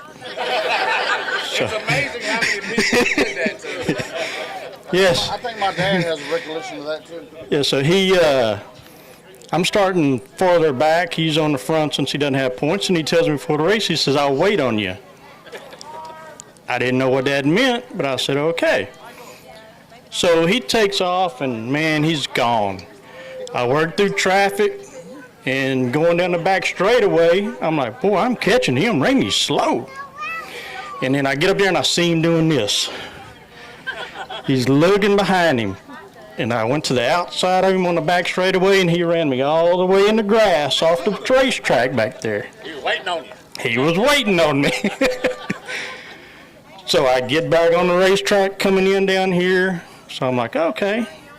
So I kind of hit him a little bit going down the front straightaway, going in the turn, got by him. Then he just really nailed me down the back straight and put me off the track again. And this just kept on going on. And finally, he hit me hard enough on the last lap that there wasn't anything I could do. And he's laughing the whole time. We get back there and he goes, "Did you learn anything?" I'm like, "Yeah, I learned not to race you very good." He's like, "No, if you're going to hit somebody and knock them out of the way, you do it on the last lap. Don't do it with 2 to go." Yeah, that sounds like something Rammy would have said too. All right, we're going to conclude this. Right now, we're going to take the opportunity to take this picture that I want to get taken. So the lady that's going to take the picture, wherever you want us to be, is where we're going to do it. We're doing it right here. So if y'all could stand up and squish together. This is Laura. She's going to do it for us. So if you're going to be in this picture for Rammy, then squish. You can go back to your seat, but just squish for now. Oh, and where do we want to put this? In the middle. Right in the middle. In the middle. Yeah. They're going to stay sitting. If y'all will all group around behind them. There you go. Put that over there. That was something that was given to them tonight. Get that way so the cars are behind. Well, this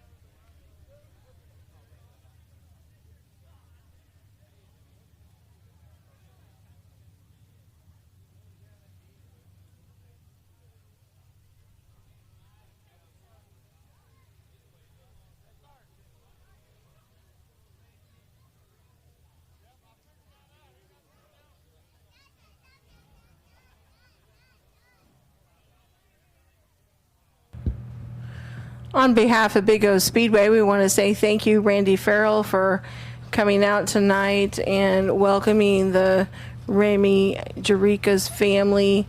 We appreciate all those that have come out to memorialize him and his great things that he's done for the racing community. As we begin to get started here with our feature classes, would love for everyone just to take a moment and reflect on his remembrance.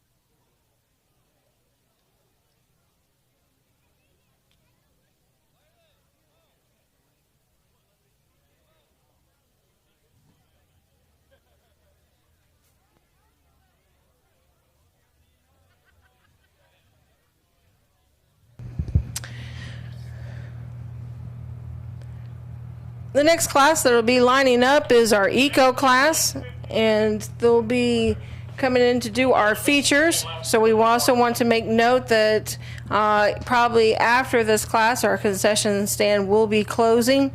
So those that still want some last minute drinks or food items to round out your feature classes, we'll have 5 more features after the Ecos to run. And that will conclude our night after our 6 feature classes. Concession is open currently, but they will be shutting down shortly. Thank you.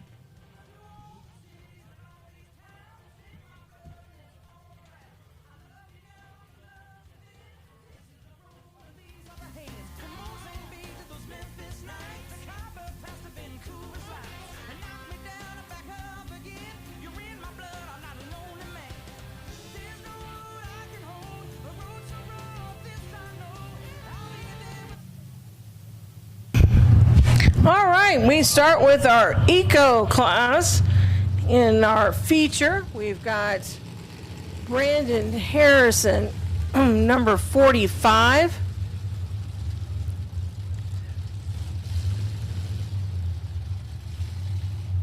Ricky Slack, car number 23. Lane Skinner in the number 9. Henry Harrison in 87. David Flanagan in the car number 62. 34J, Josh Brand.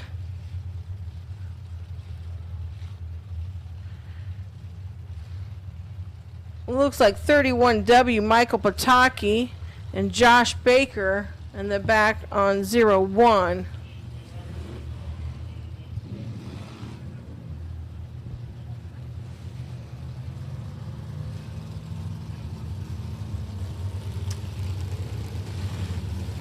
I don't see 45 out on the track at this point. Looks like maybe he's a no-show. Maybe he had some car problems.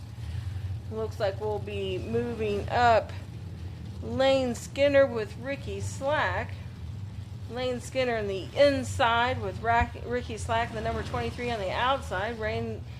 Lane Skinner is the number 9 in the red. So that'll move up David Flanagan to row 2 behind Lane, and Michael Pataki in row 3. Josh Baker will be in the back on lane 4.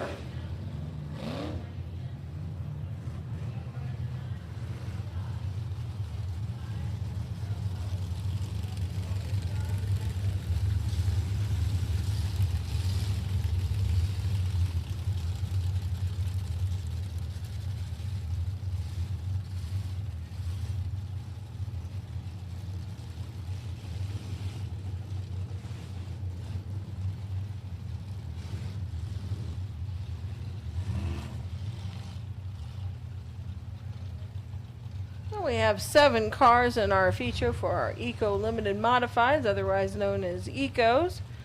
Looks like they'll be lined up accordingly and ready to go here as soon as light goes out.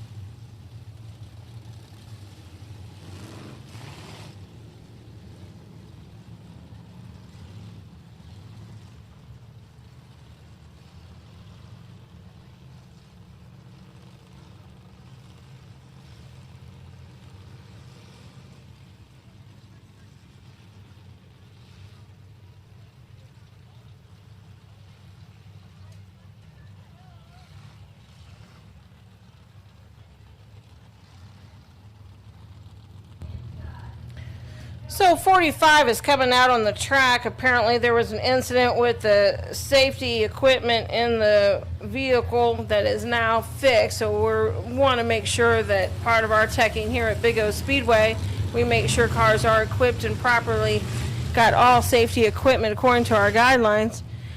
So there was just a little issue with I believe the seat belt, and it is fixed now. So he is in our first row inside. 23, Ricky Slack will be on the outside. Row 2, Lane Skinner, number 9. Henry Harrison, 87. 62, David Flanagan starts in our row 3 inside. Outside, Josh Brand, 34J. Michael Pataki will be in row 4, 31W. Josh Baker, 01, and it looks like we're going for green. Brandon and Ricky start off strong.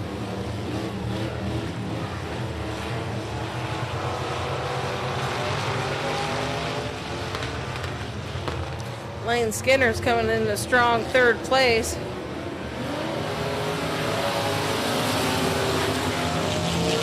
with Henry Harrison right beside him, though.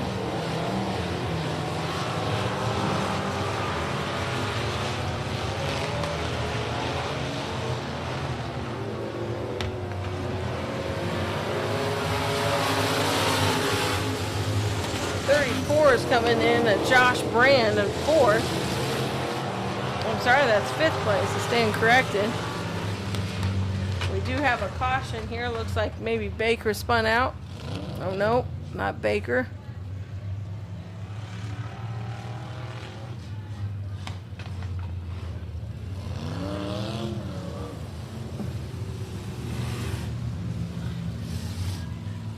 The car number 62 was driven by David Flanagan, was our spin out in turn 4.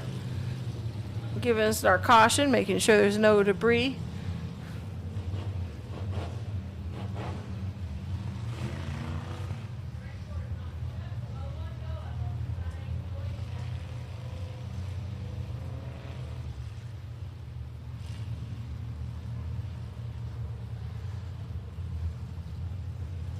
We should be getting lined up here, so we can go around and hopefully get a green.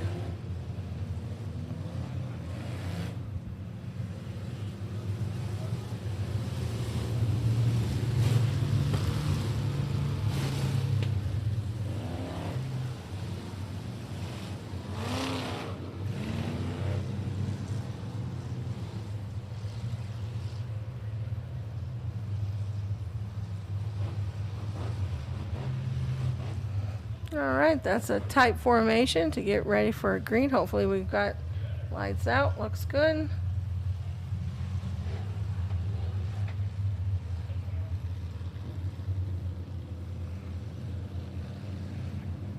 Alright, the flagman's giving a 1 to go, and then we'll be ready.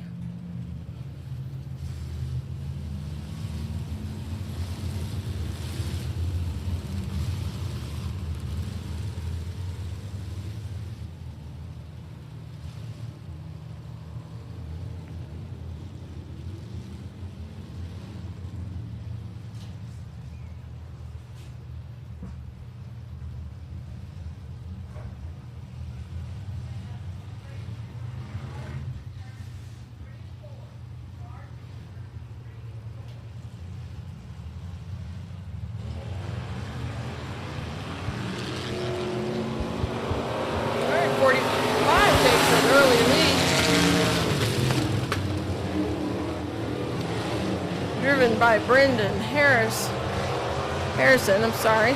And ooh, look at Ricky and Lane bumping for second. 87 coming up on behind him, Henry Harrison. Brendan Harrison's taking a strong lead on that back stretch, and the number 45 there.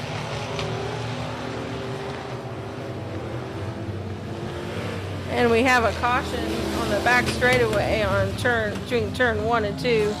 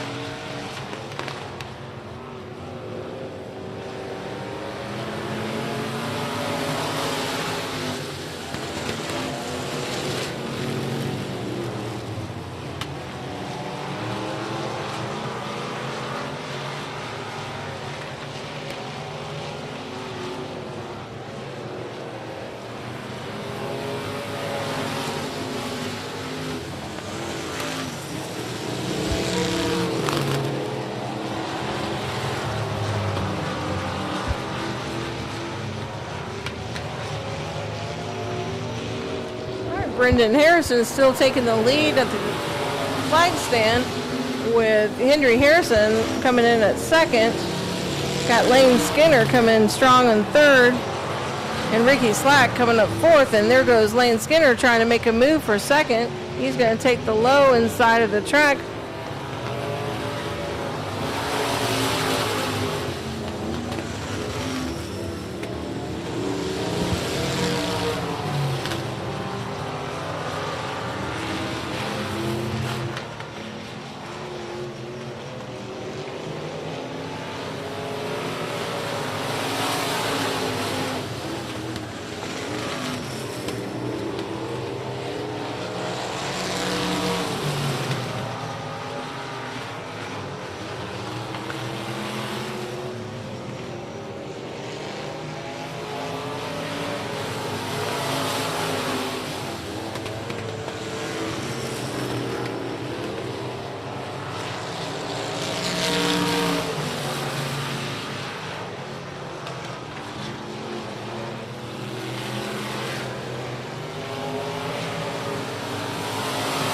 This is a 15-lap feature. Looks like we've completed 10 laps at this time.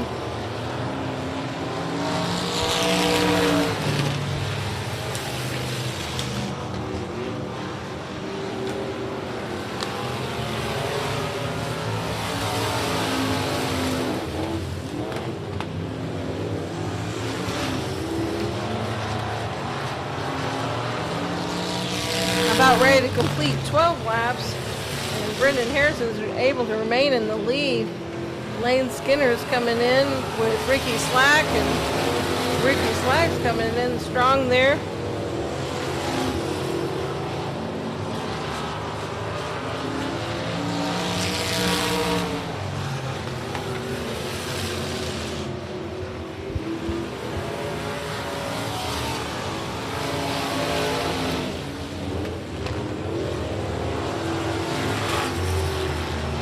Lane is pushing to get first. He's right on the tail of Brendan Harrison. Let's see if he does it right here in turn 4, if he can push it through with 1 lap to go.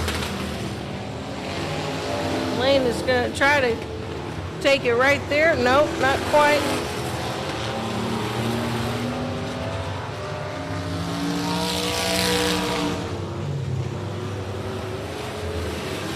Henry Harrison, Ricky Slack coming in. So it looks like Brendan Harrison might have taken the win there. Lane Skinner, number 9.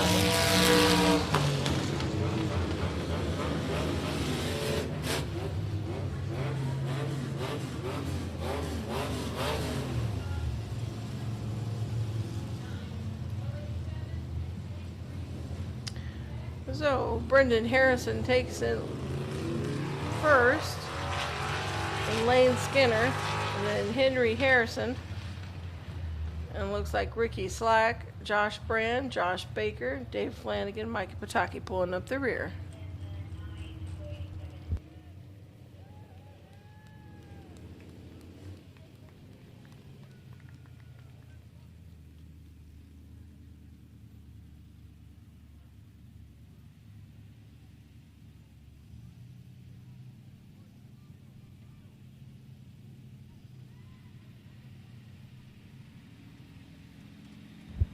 So after our ecos here, we do have our Hornet class getting ready to line up, and they'll just be a 10-lap feature.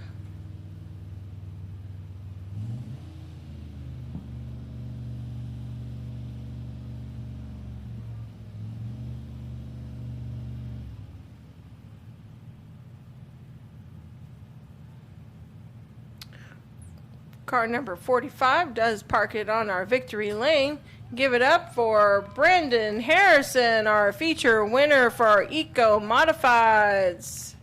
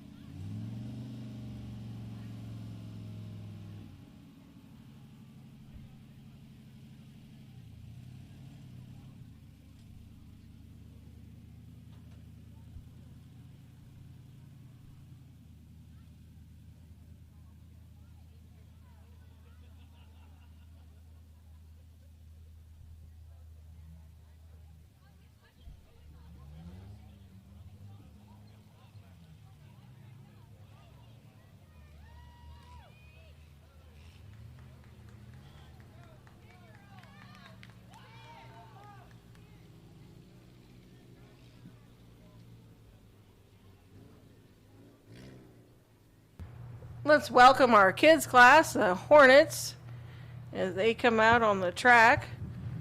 We've got 90D Jordan Gomez in our pole position inside first row. Gerald Larson III, 5BG in the outside.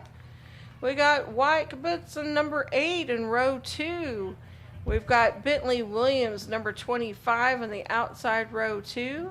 Cameron Dodd, number 3, or third row, I'm sorry, in the inside. I was just looking for him on the track. I don't know if he made it back out. I do not see Cameron Dodd, the 22. He might have had more than a flat during his heat race. Might not have been able to make it back out on the track. So we have Zach Winders, number 73 in that red, and then number 9 is Caden Hale. So what that'll do is move Caden up into the third row in the inside. And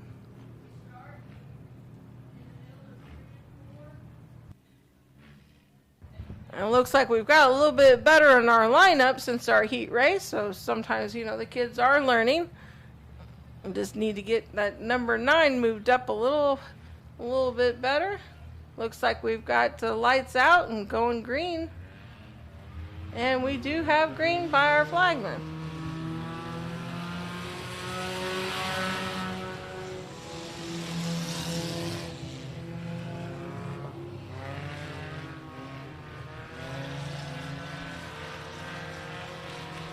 So Jordan Gomez takes the lead here, right with Gerald Larson right on his tail. And looks like, oh, we might have had a little spin out there, but he's back on it.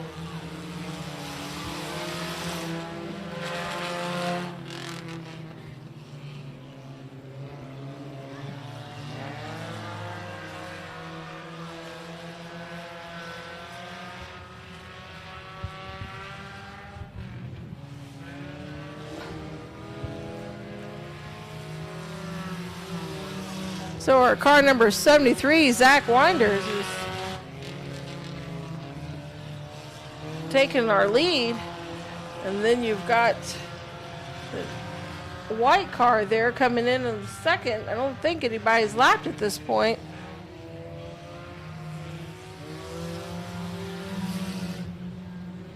The car number 9 is driven by Caden Hale. So Zach Winders is keeping a strong lead on that back straightaway, with Caden Hill trying to catch up. And Jordan Gomez is trying to get back in his position, the car number 90D. And the 5BG Gerald Larson III comes in a strong fourth.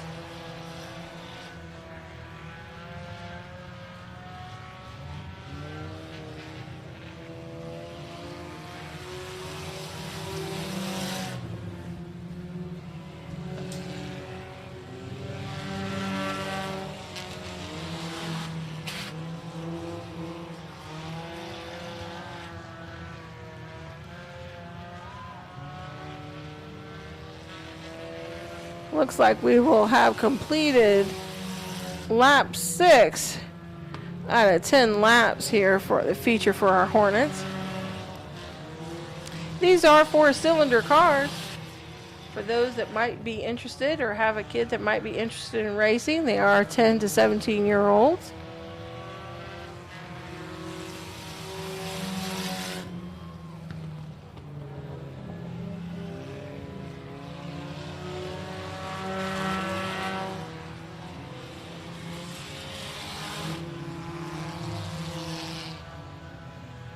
We'll completed lap 7. We'll have 2 laps to go here. Crossing right there with Zach Winders. Car number 9 coming in with Caden Hale, a 90. Jordan Gomez.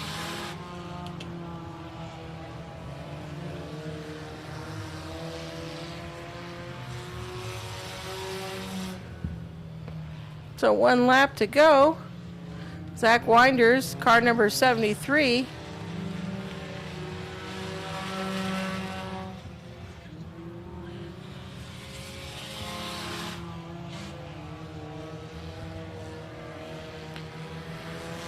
Zach Wonders takes the checker, car number 73, with Caden Hale as second and Jordan Gomez as third.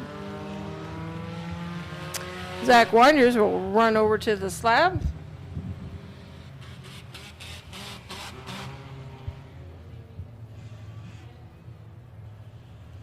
All right, our next will be our late models. They will do a 15-lap feature.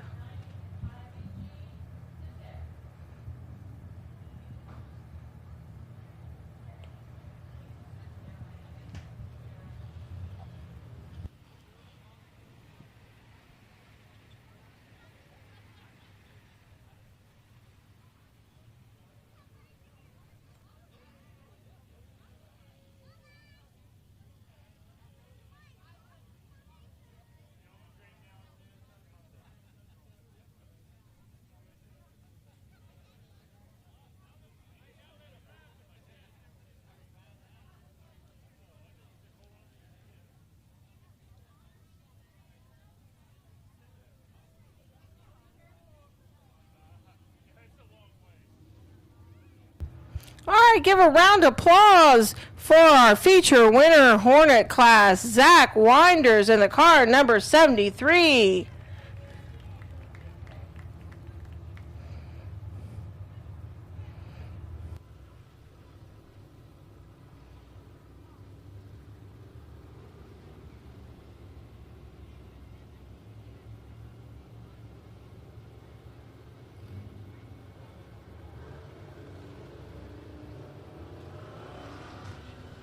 All right, in our UMP weekly late models, our lineup will be for our feature.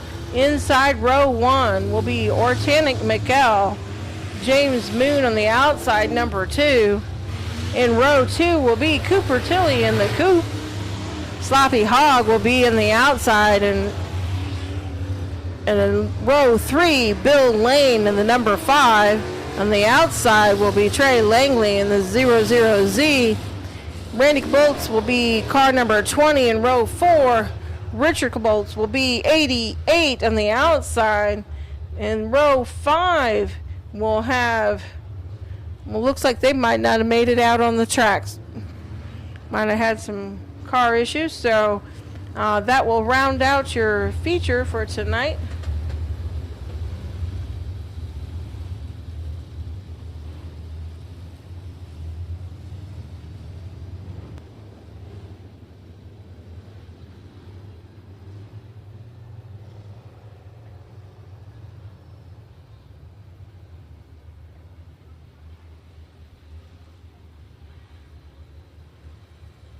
Looks like lights out, so it'll be green for them to take off, and Ortanic leads out.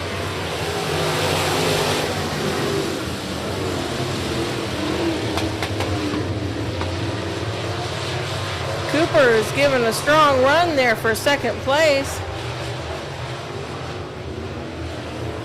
Gets a little squirrely in turn 4.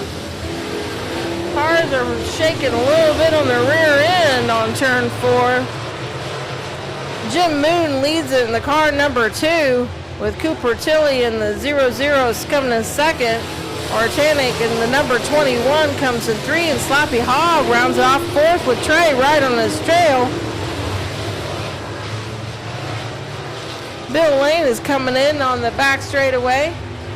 Jim Moon is able to maintain his lead right there, even on turn 4, where the cars are rear ends are getting a little bit sliding. And it looks like we have a caution coming in on the back. We will have a late model. It's over on the brim over there, turn 3 and 4.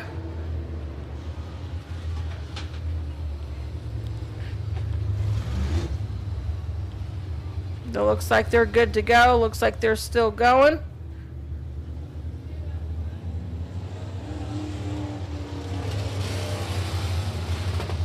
And that'll be the car 88.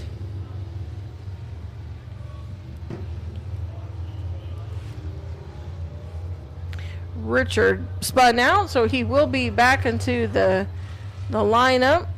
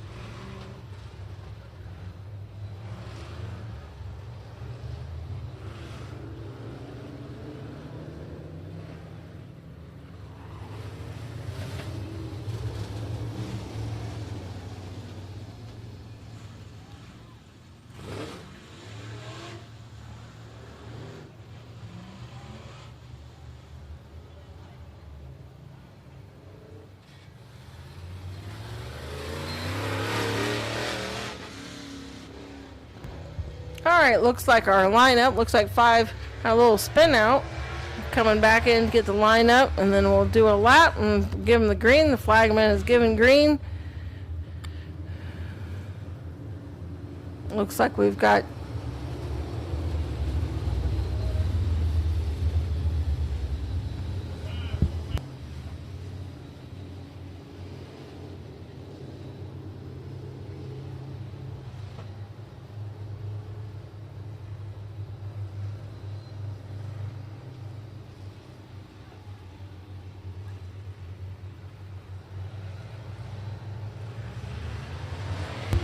all right, with 3 laps completed, they are off and ready to go.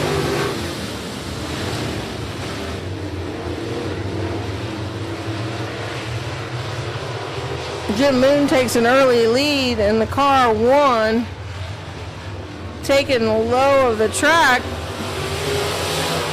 Jim Moon still takes the lead there on turn 1. Coop is right on his tail, maintaining second.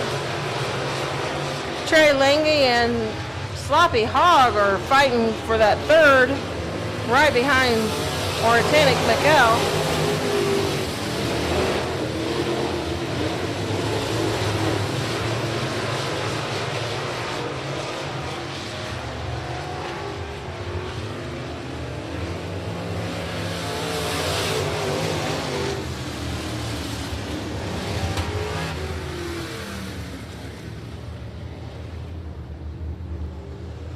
Going yellow on a caution, just to give you an idea on the speeds and the lap times.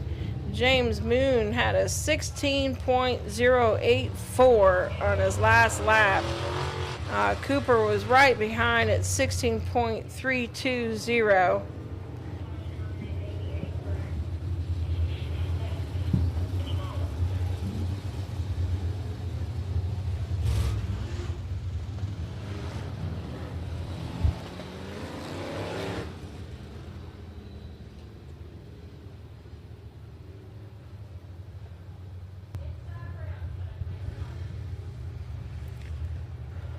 All right, relining up with James Moon in the lead. You've got Cooper Tilley taking the inside, Ortanic McEl on the outside, second row. Trey Langley going into the third row inside.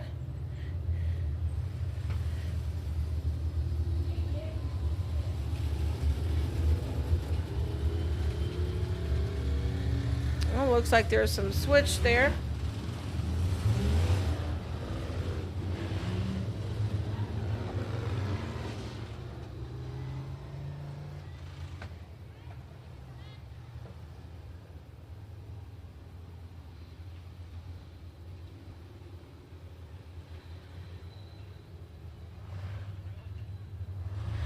All right, so car number 88, just so you guys understand our policy here at Big O Speedway, you spin out twice, you are sent to the pits.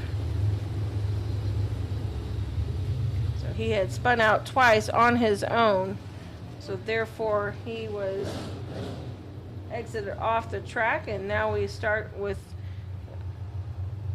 6 laps completed, it looks like.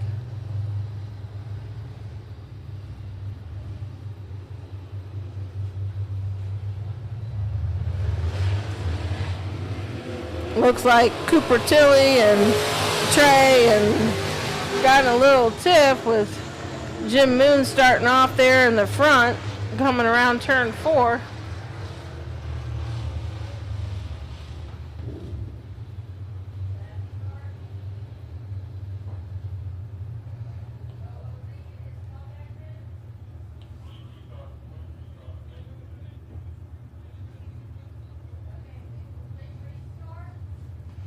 This will be a complete restart, so they'll reline up when they came through.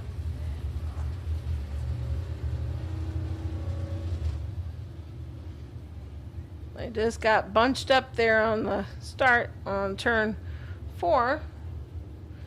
Looks like Trey's waiting for her to come around. Coop looks like he's still good.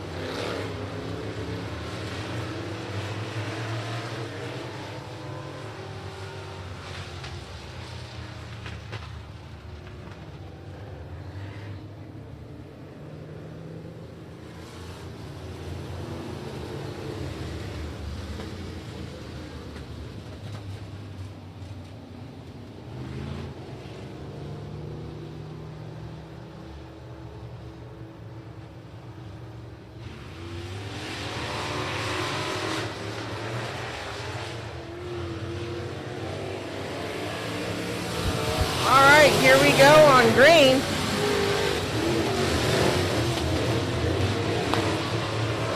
Jim Moon takes the lead with Trey and Sloppy in second and third, and Ortanic coming in up fourth. Bill Lane comes across, and number 20, which is Randy Cavolts.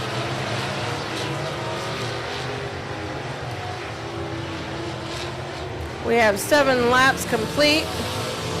Now 8, going on 8 laps. This is a 15-lap feature.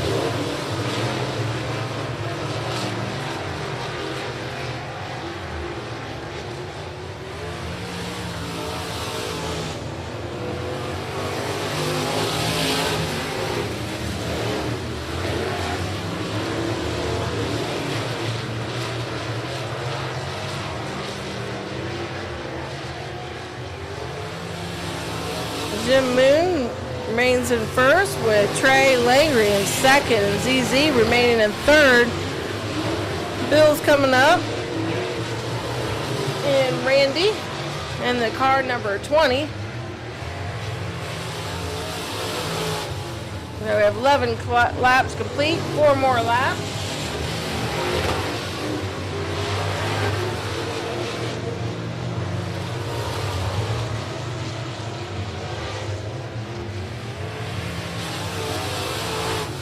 Looks like Ortanic is trying to make a move for third place with ZZ coming across the flag stand.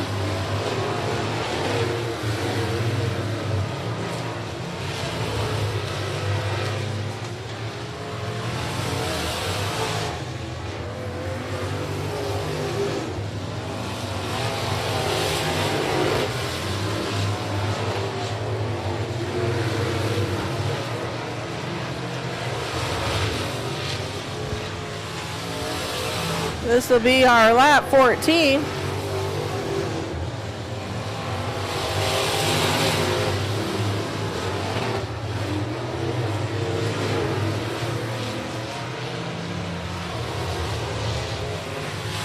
And going into our last lap, 15 will become here with the checker.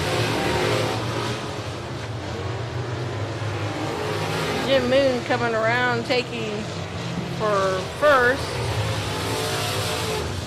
And it looks like Trey will have a solid second.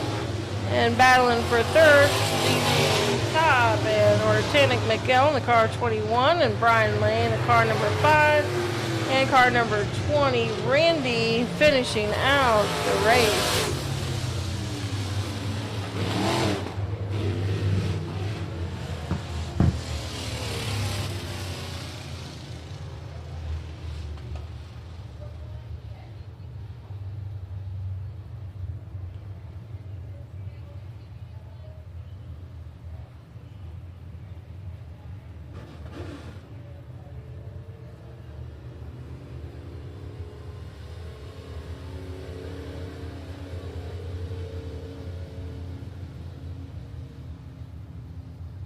All right, our next class is going to be our factory stocks. They'll be coming out on the track here in just a minute.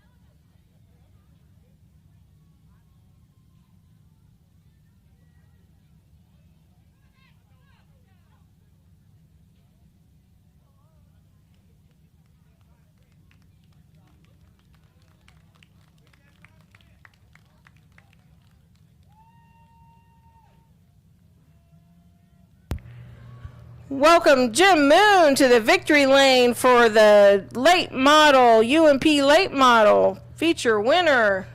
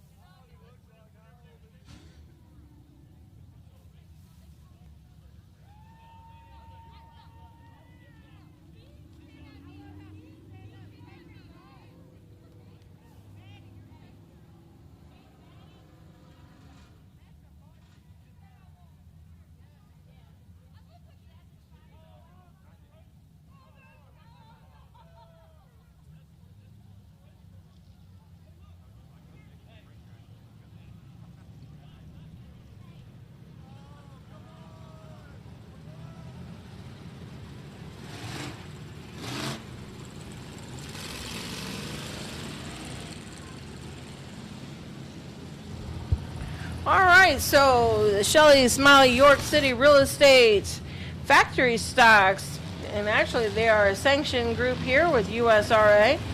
Michael Bowles is in the car number 40 in row 1 inside. Mike Murasak, 45 on the outside. Colton Tanner, the 96T in row 2.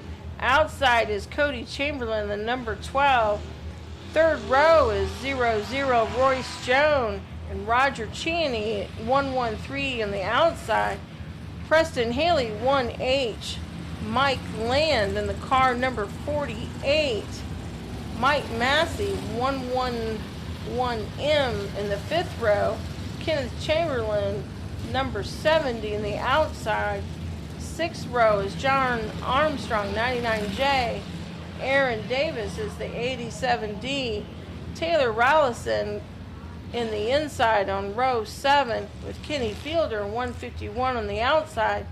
Cody Dixon in car number 2, row 8 on the outside. Ryan Welch, R12. Brian Long in row 9 on the inside. Gerald Larson Jr., the 5H on the outside. Derek Williams, 87X in the row 10 inside. Chris Watson, the 23W on the outside. And 11th row is Jason Hood, 429.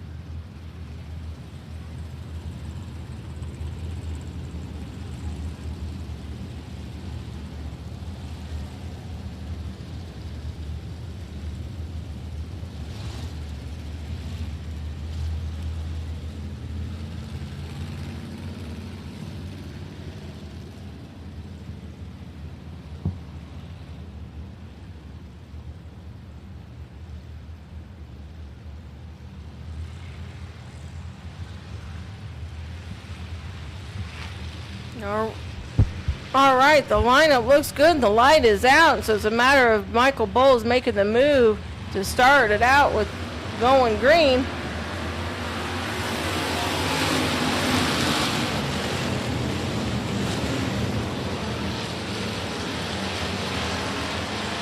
Going 3 wide on that back stretch on turn 2. Oh, we have a spin out caution there on turn 3. Hit the back wall, protective wall back there, but looks like he's okay and up and going.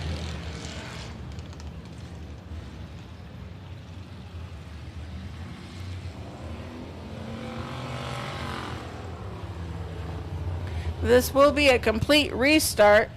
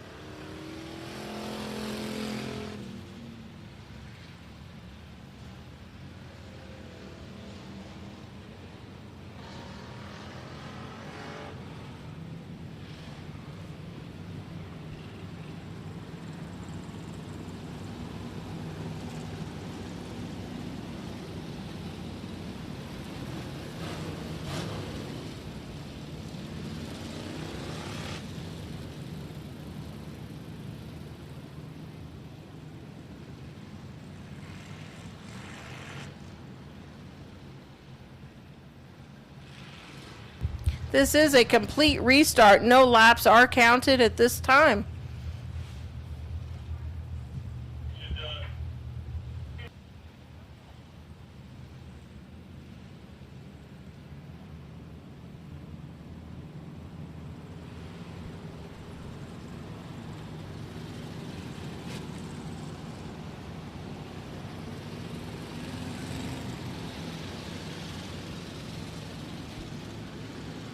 Looks like 87D Aaron Davis is out as well.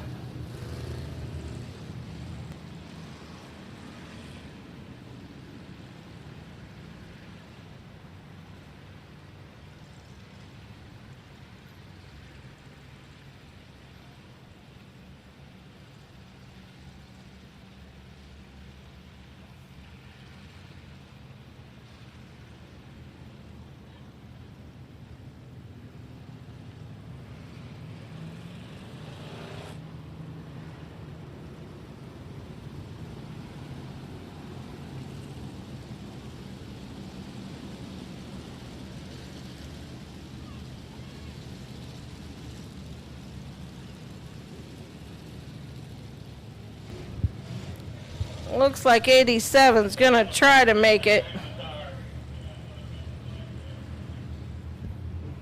He does go to the back. We do have a car in the hot chute at this time. We'll see if they make it out, and they would go to the back of the field.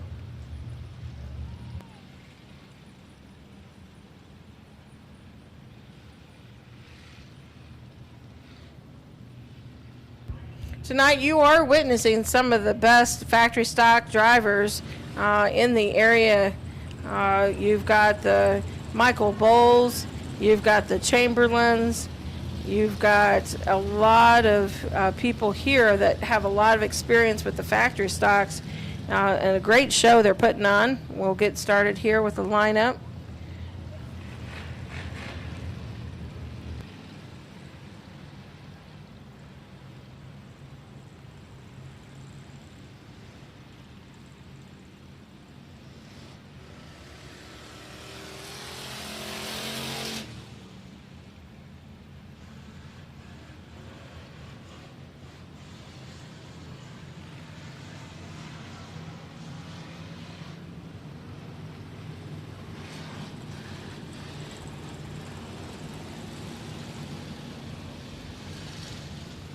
All right, flagman's giving the go for the green. Come around on the back side, he'll turn off lights.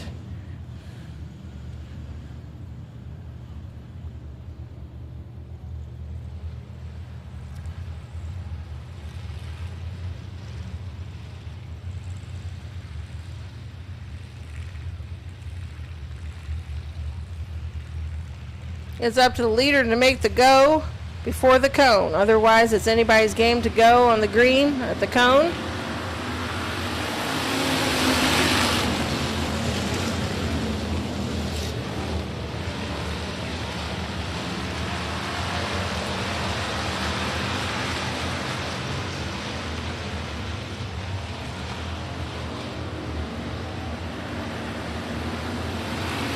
45 Jurica is in the lead.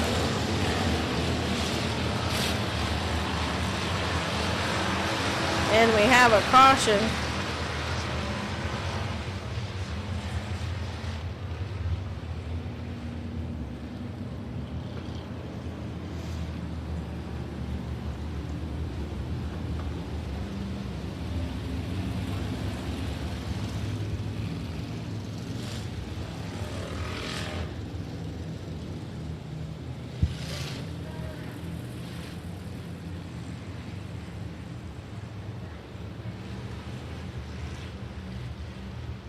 Getting them relined up again with just one lap completed.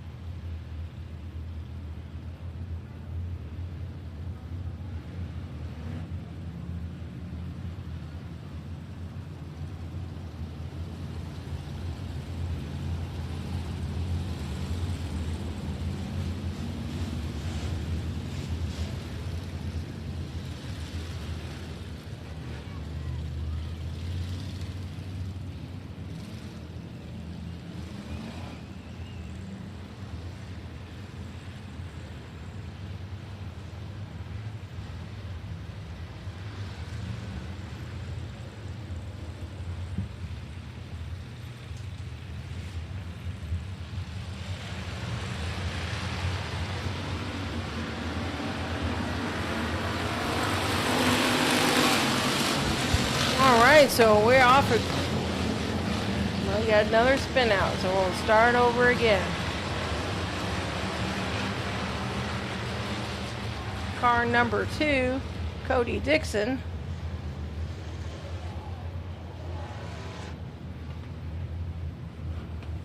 We're going to go to single file here for our lineup.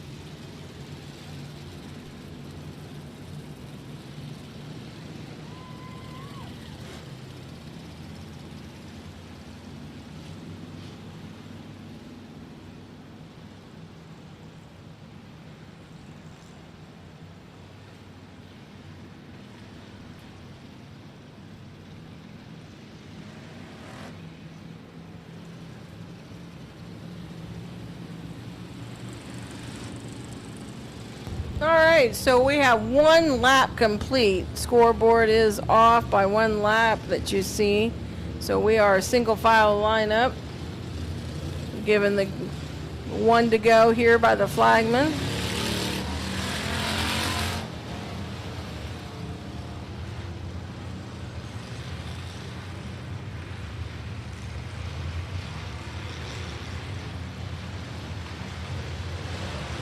And it is a go by our leader, 45.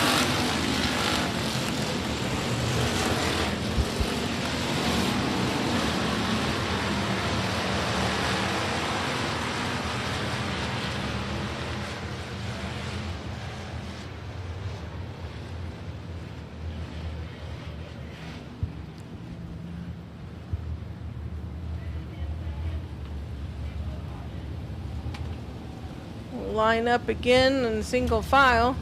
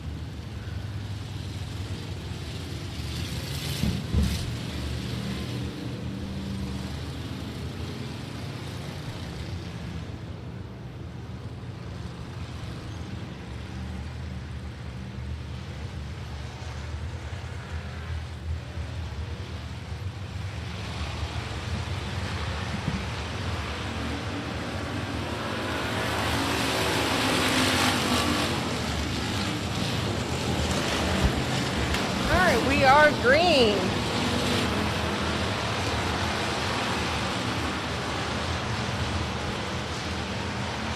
Oh, we've got a spin out on turn 3. Looks like he didn't hit anything. Looks like he's still good to go. Looks like they're not going to call a yellow.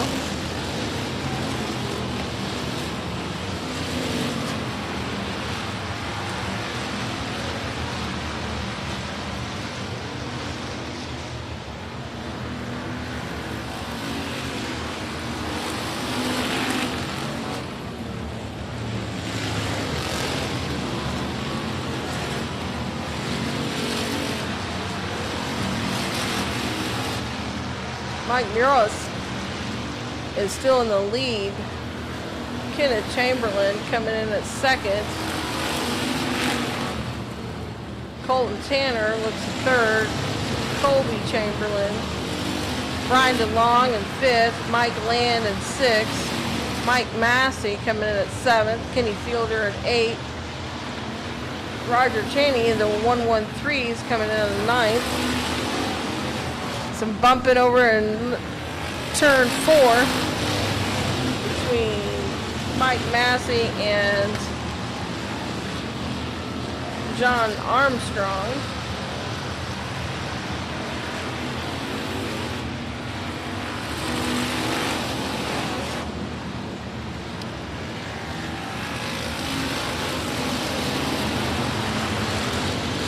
Mike's coming in at his time at 19.4 a lap, not too far behind is Colton Tanner, just a gap of 2.4 approximately.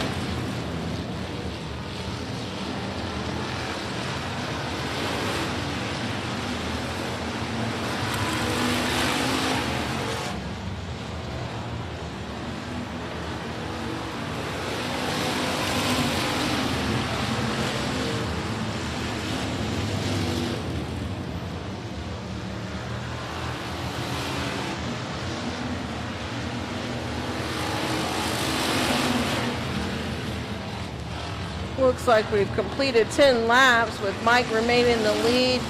Kenneth Chamberlain keeping in second place with Cody.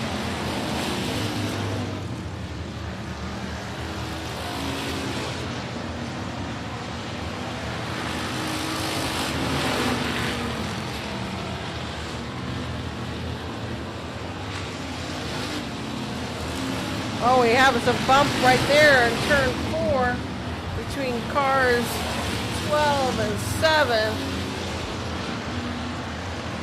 There's Brian Welch and Brian DeLong.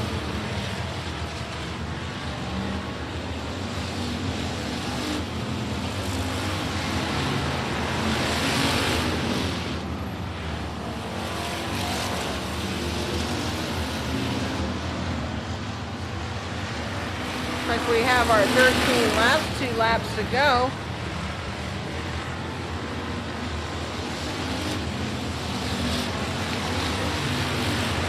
We have a spin out, 2 spin outs there in turn 3 and 4.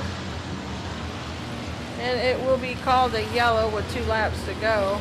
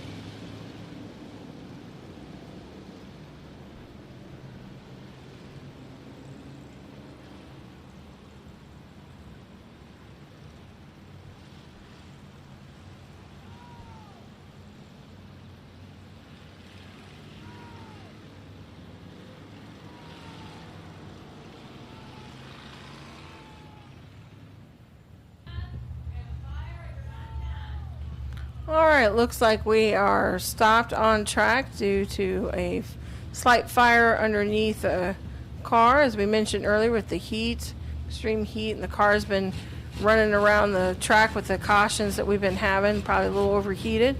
We're getting the driver out safely here with the fire truck, tow truck 2.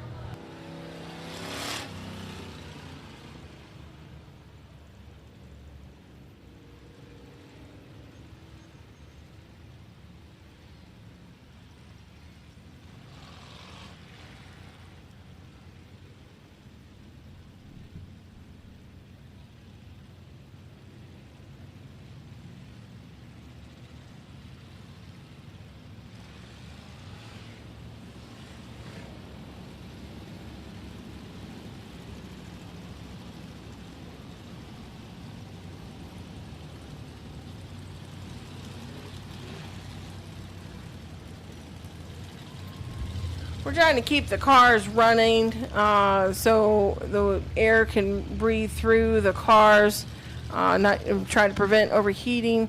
Normally when we have a car on the track, we will hold to get it safely off, but we were afraid of more cars overheating, so we are getting single file lineup again here, and we'll start right back up. Looks like we've got 13 laps completed, 2 laps to go.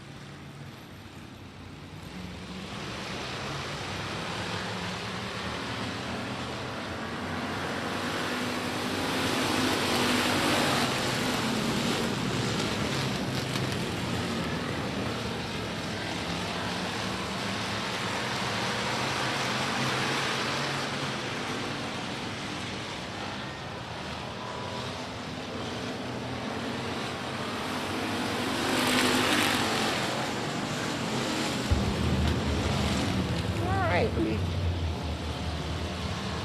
took the checkered on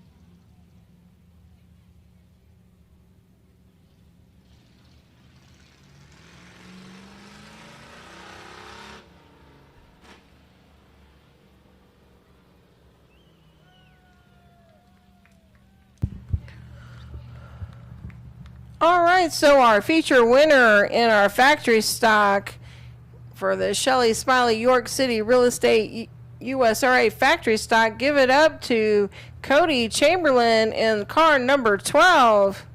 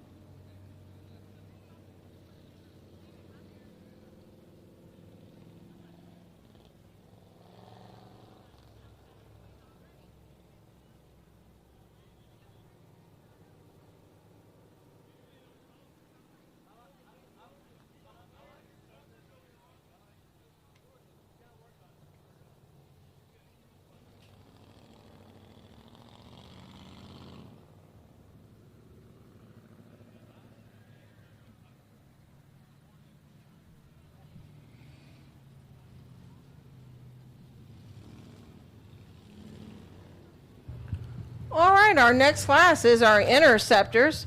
That'll be a 15-lap feature.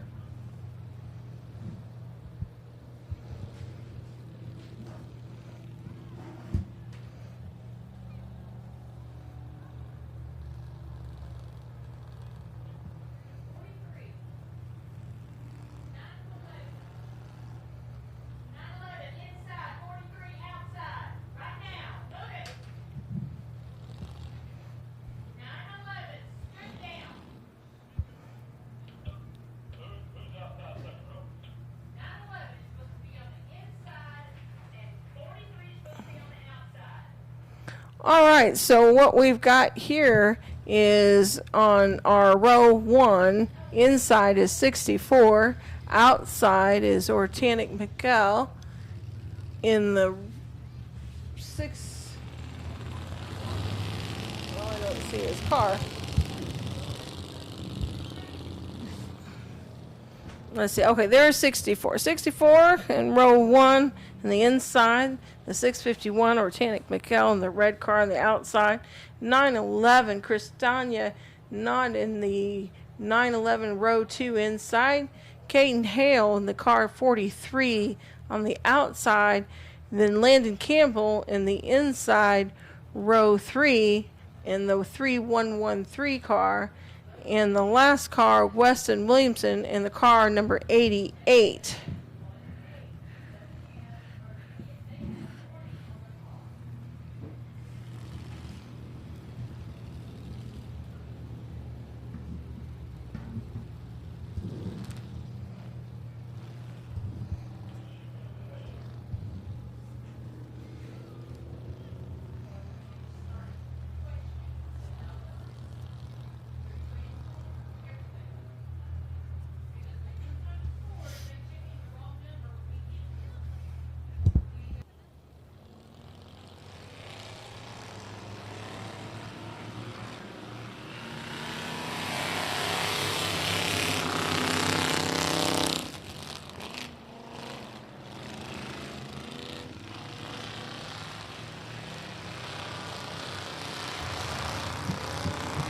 Spartanic's taking the early lead. But Randy's right behind him, coming in strong in second. 43, Caden Hale also. Well, looks like we've got a cars over on turn 1 and 2 over.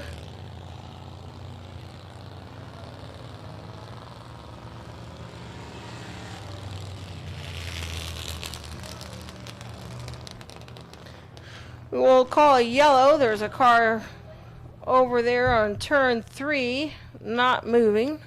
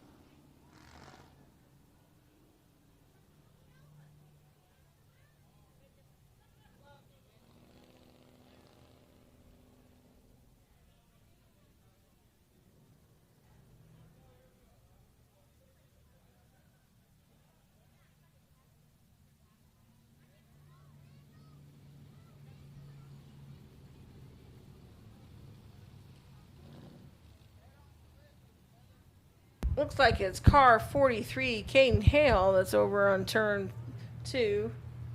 Looks like he is okay, though, from what we're hearing. Looks like he's going to try to get back on the track and get in the back of the pack here.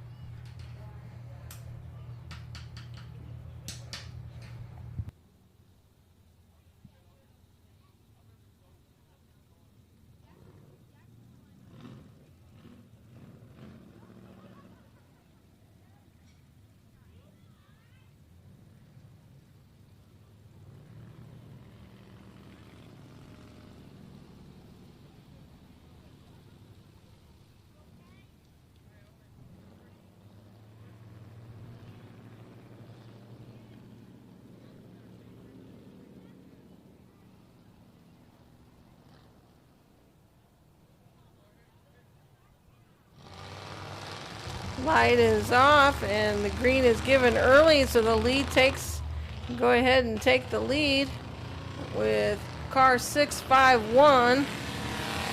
Christiania fighting for second there in the 911.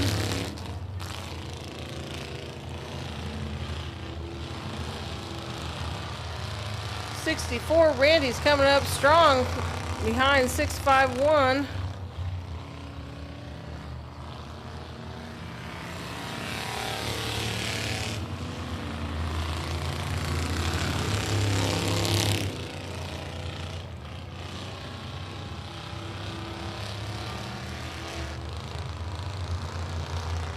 This is a 15-lap feature.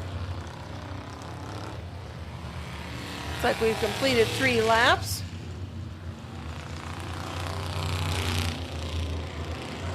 With car 6051 in the lead with 64, driven by Randy, coming in a strong second.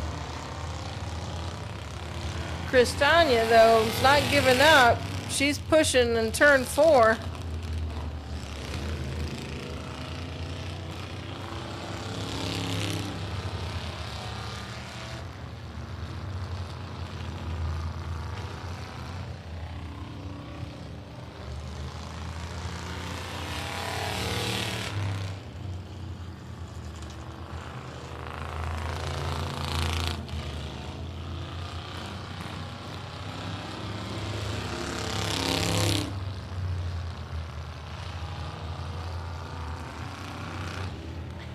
First car in the 651 is driven by Organic Miguel.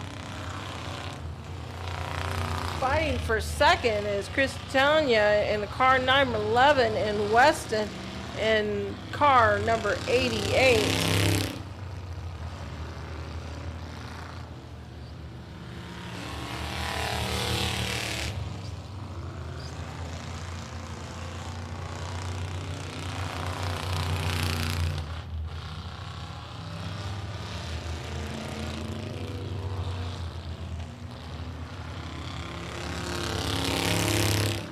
Seven laps completed to the 8.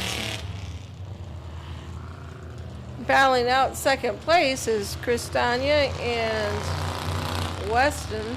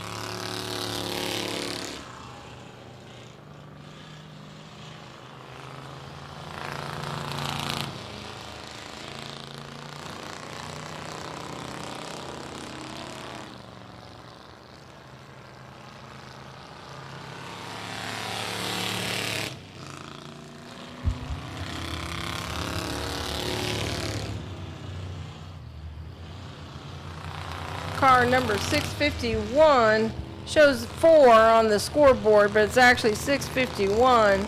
He's still in the lead, driven by Organic Miguel out of Grand Prairie, Texas.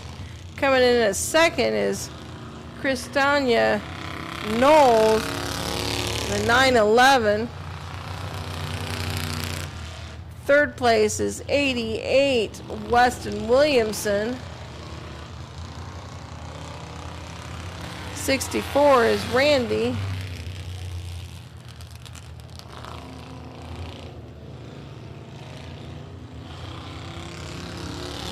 All right, we've got the white flag.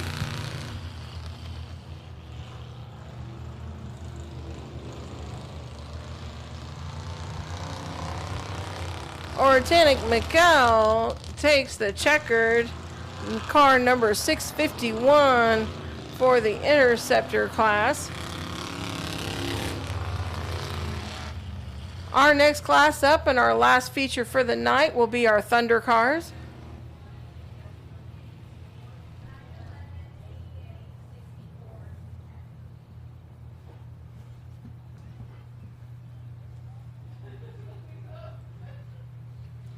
Hey, Christy. Go ahead and close up and grab the concession money for me. Concession's already headed towards the little building, and I'm all done. I'm headed that way too. Okay, perfect. I'll be up. Got Thunder cars, and then I'll be up. Alice is up there, so she'll handle the money, and then I'll be up there to get everyone paid.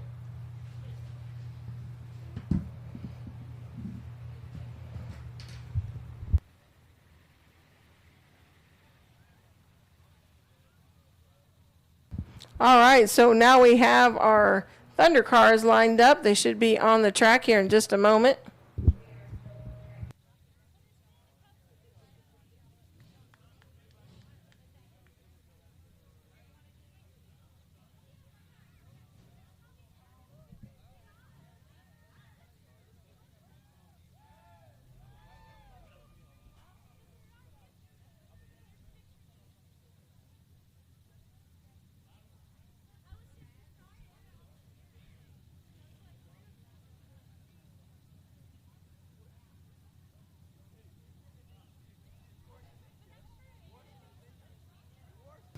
Congratulations to Organic Mikkel out of the Interceptor, our feature winner tonight.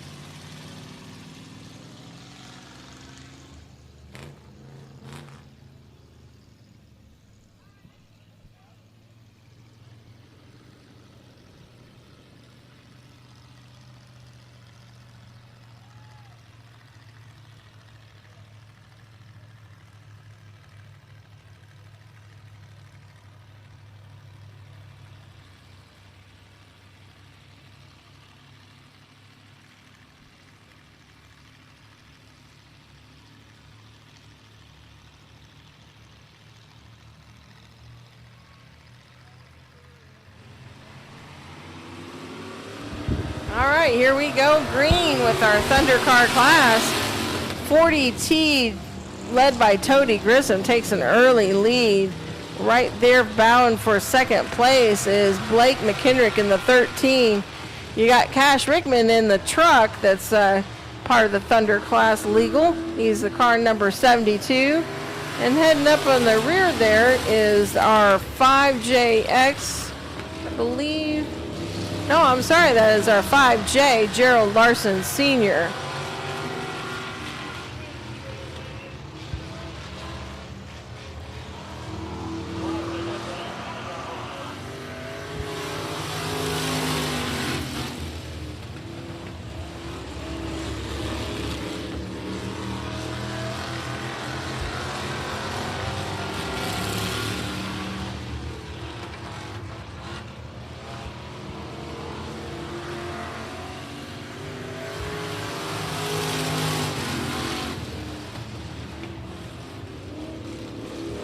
Toby Grissom remains in your lead position with Blake McKendrick making up time in second place.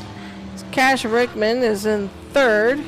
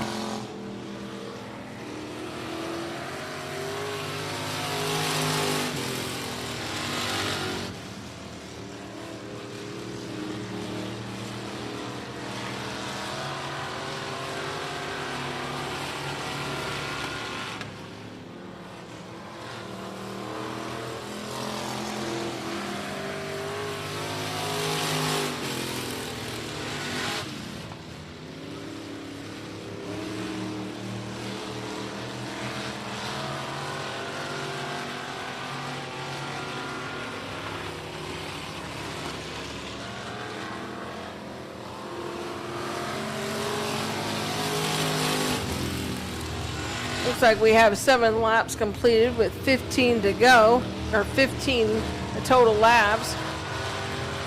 8 more to go.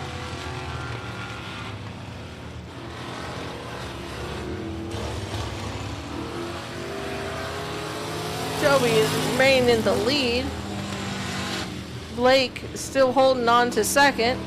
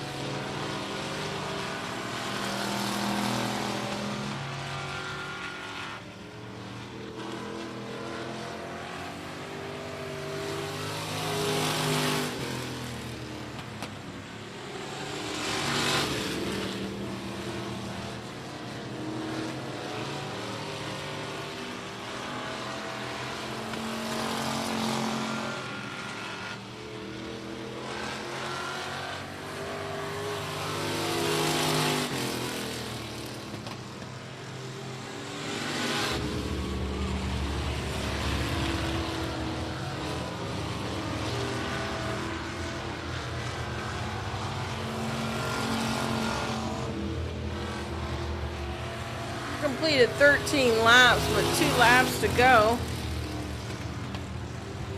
Toby Grissom, 40T, is still in the lead with Blake McKenrick, car number 13.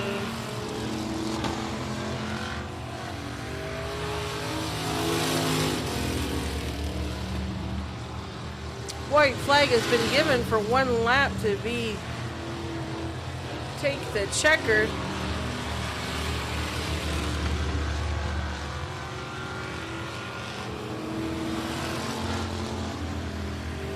And it looks like Toby Grissom, 40T, will take the checkered.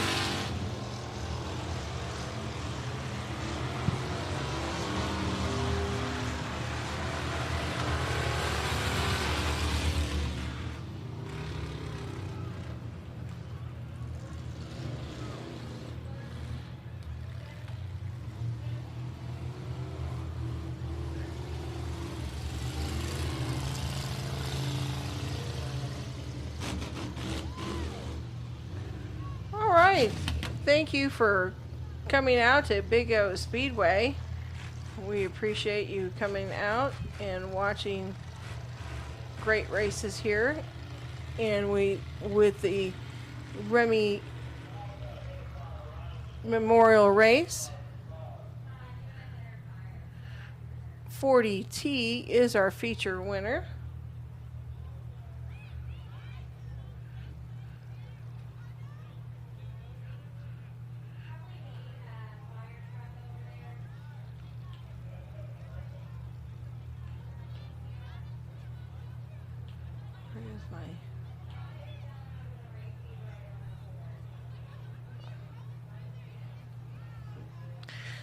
Toby Grissom is our feature winner for our Thunder car. Give a round of applause.